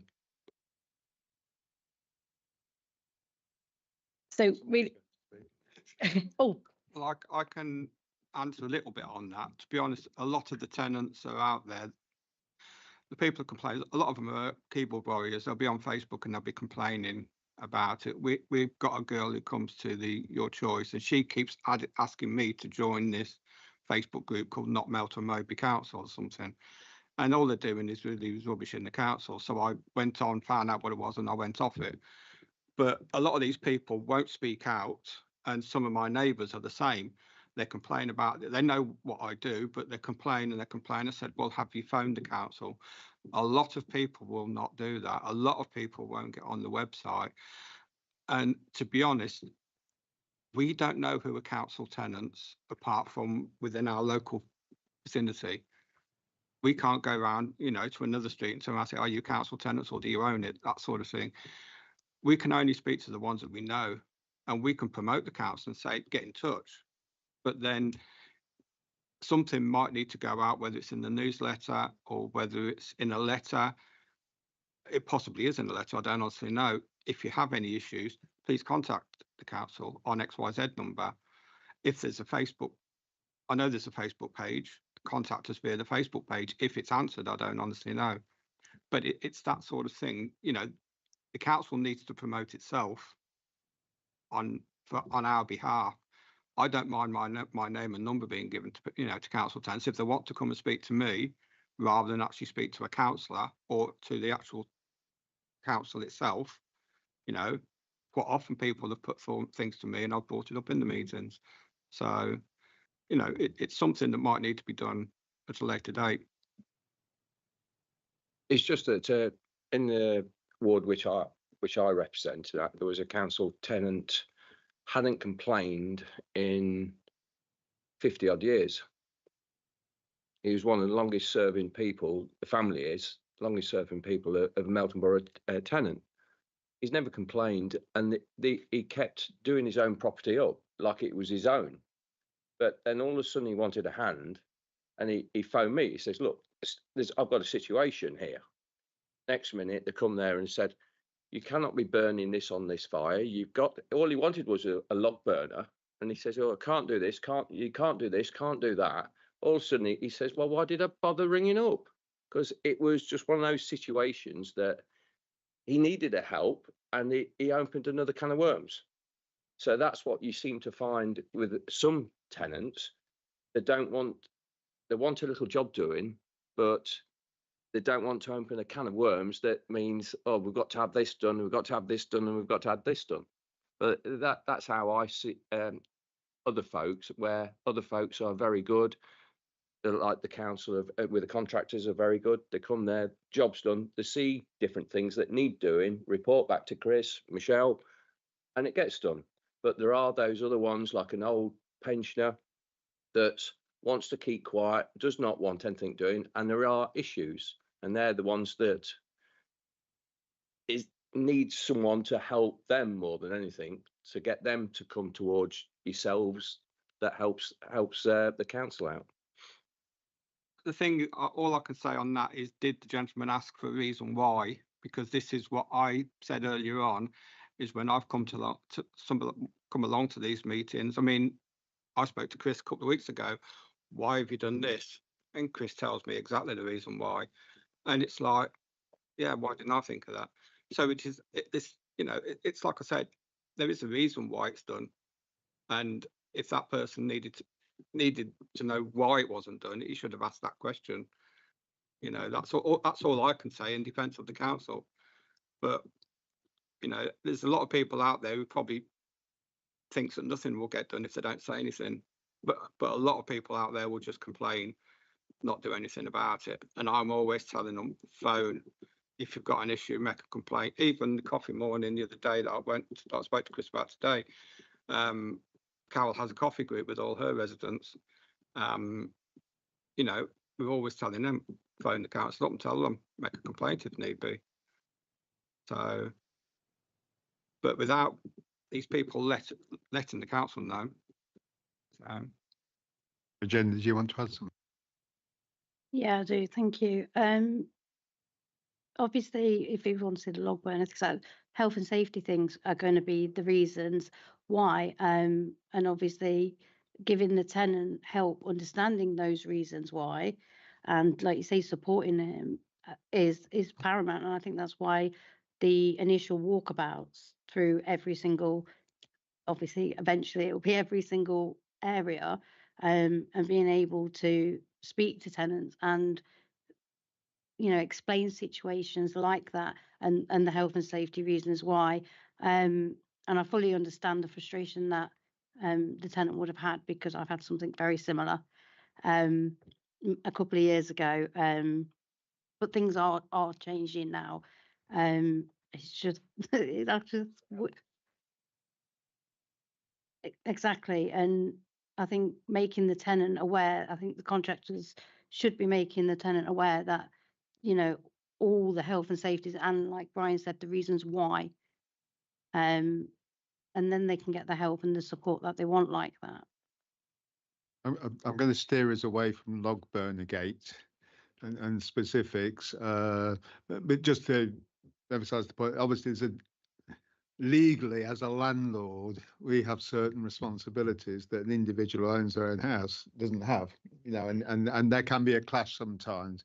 I think how that's managed and communicated that's important. But Councillor Cliff, you had your hand raised.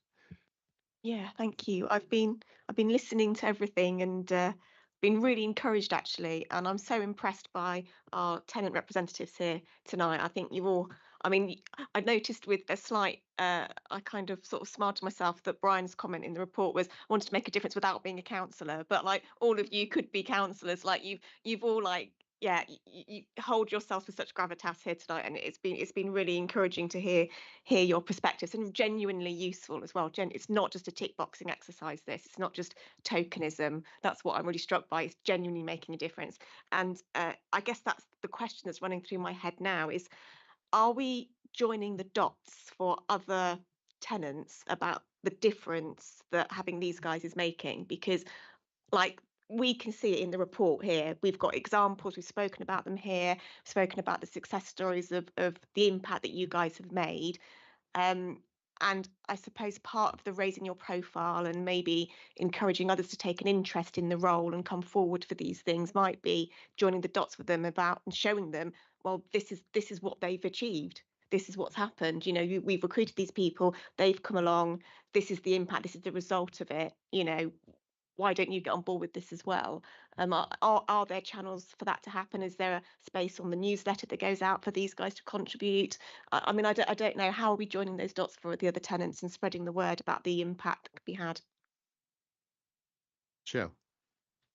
Thank you. If I could come in on that. So one of the things that really struck me when we were preparing for this report and at the last Landlord Assurance Board actually is the power of the insights and the voice that tenants bring to all of our discussions is just incredible. And one of our real opportunities now is to showcase that, because I've got some so what's now. You know, this is the difference that this really makes. So Chris and I have been discussing, we have an annual report that goes out to tenants every year. We would really like to dedicate part of that report, will go to every tenant, to our tenant reps, so they can say, look what we've been doing for you. Because actually for some of our tenants, they're not interested in what we've got to say as officers, they're not interested in what the council generally has got to say, but they'll be really interested in what other tenants have got to say. So our challenge and opportunity is to really bring this to life, and we are up for anything. And I love the open day idea, because actually if we can get tenants that come and talk to you, they might tell you things that they don't want to tell their local councillor even, or officers of the council. They might not feel confident to pick up the phone.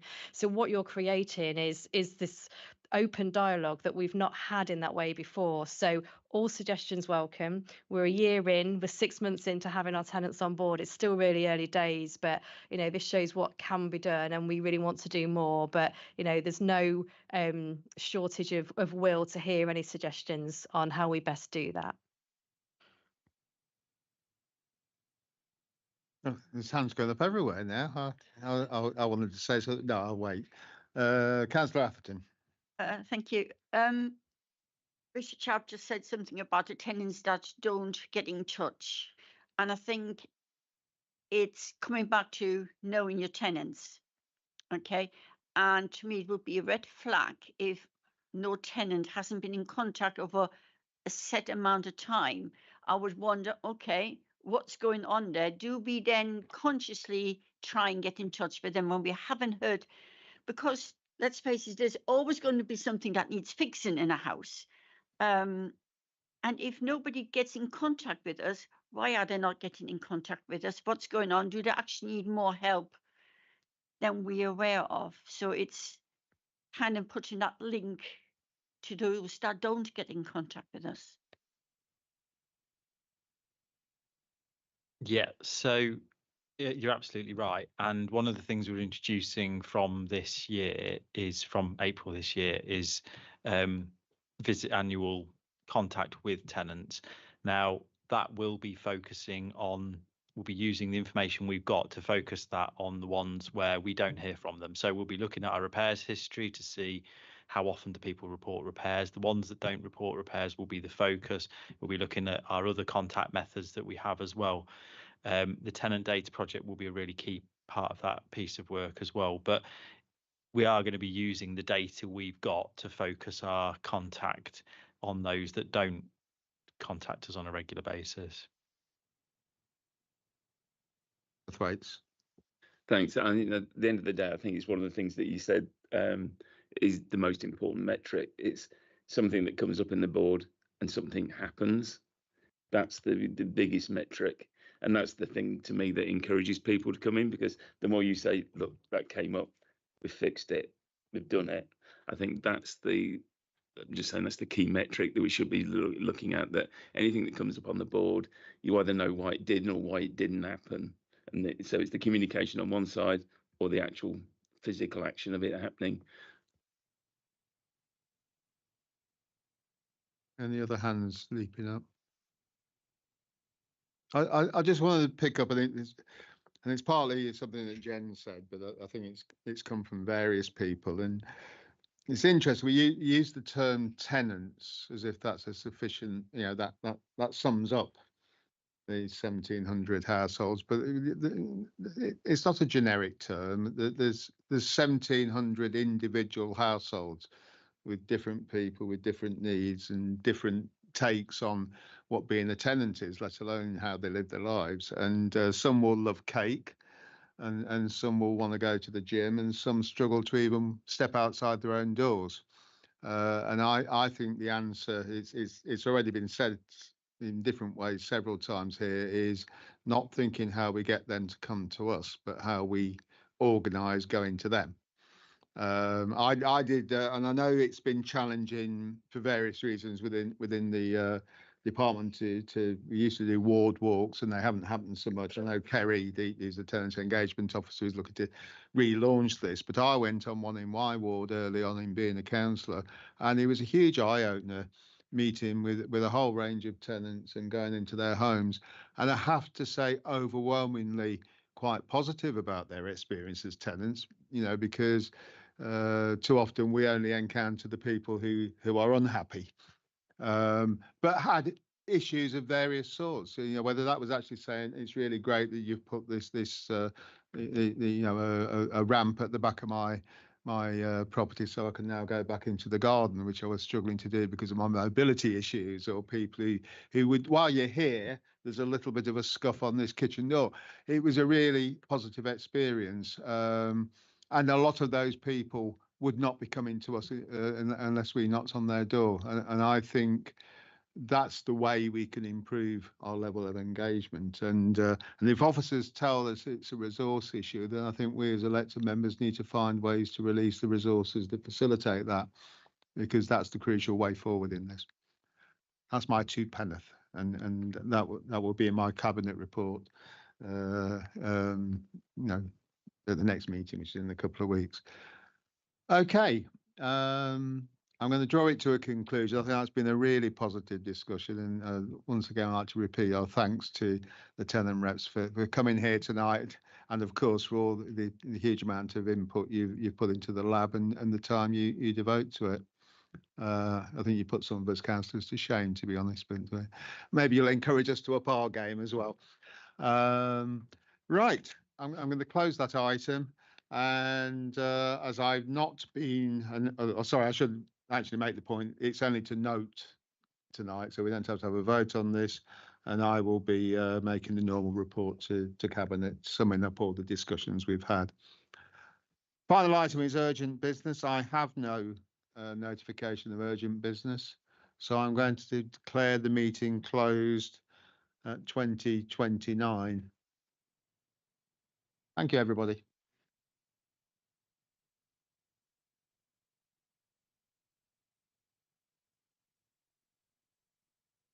Oh.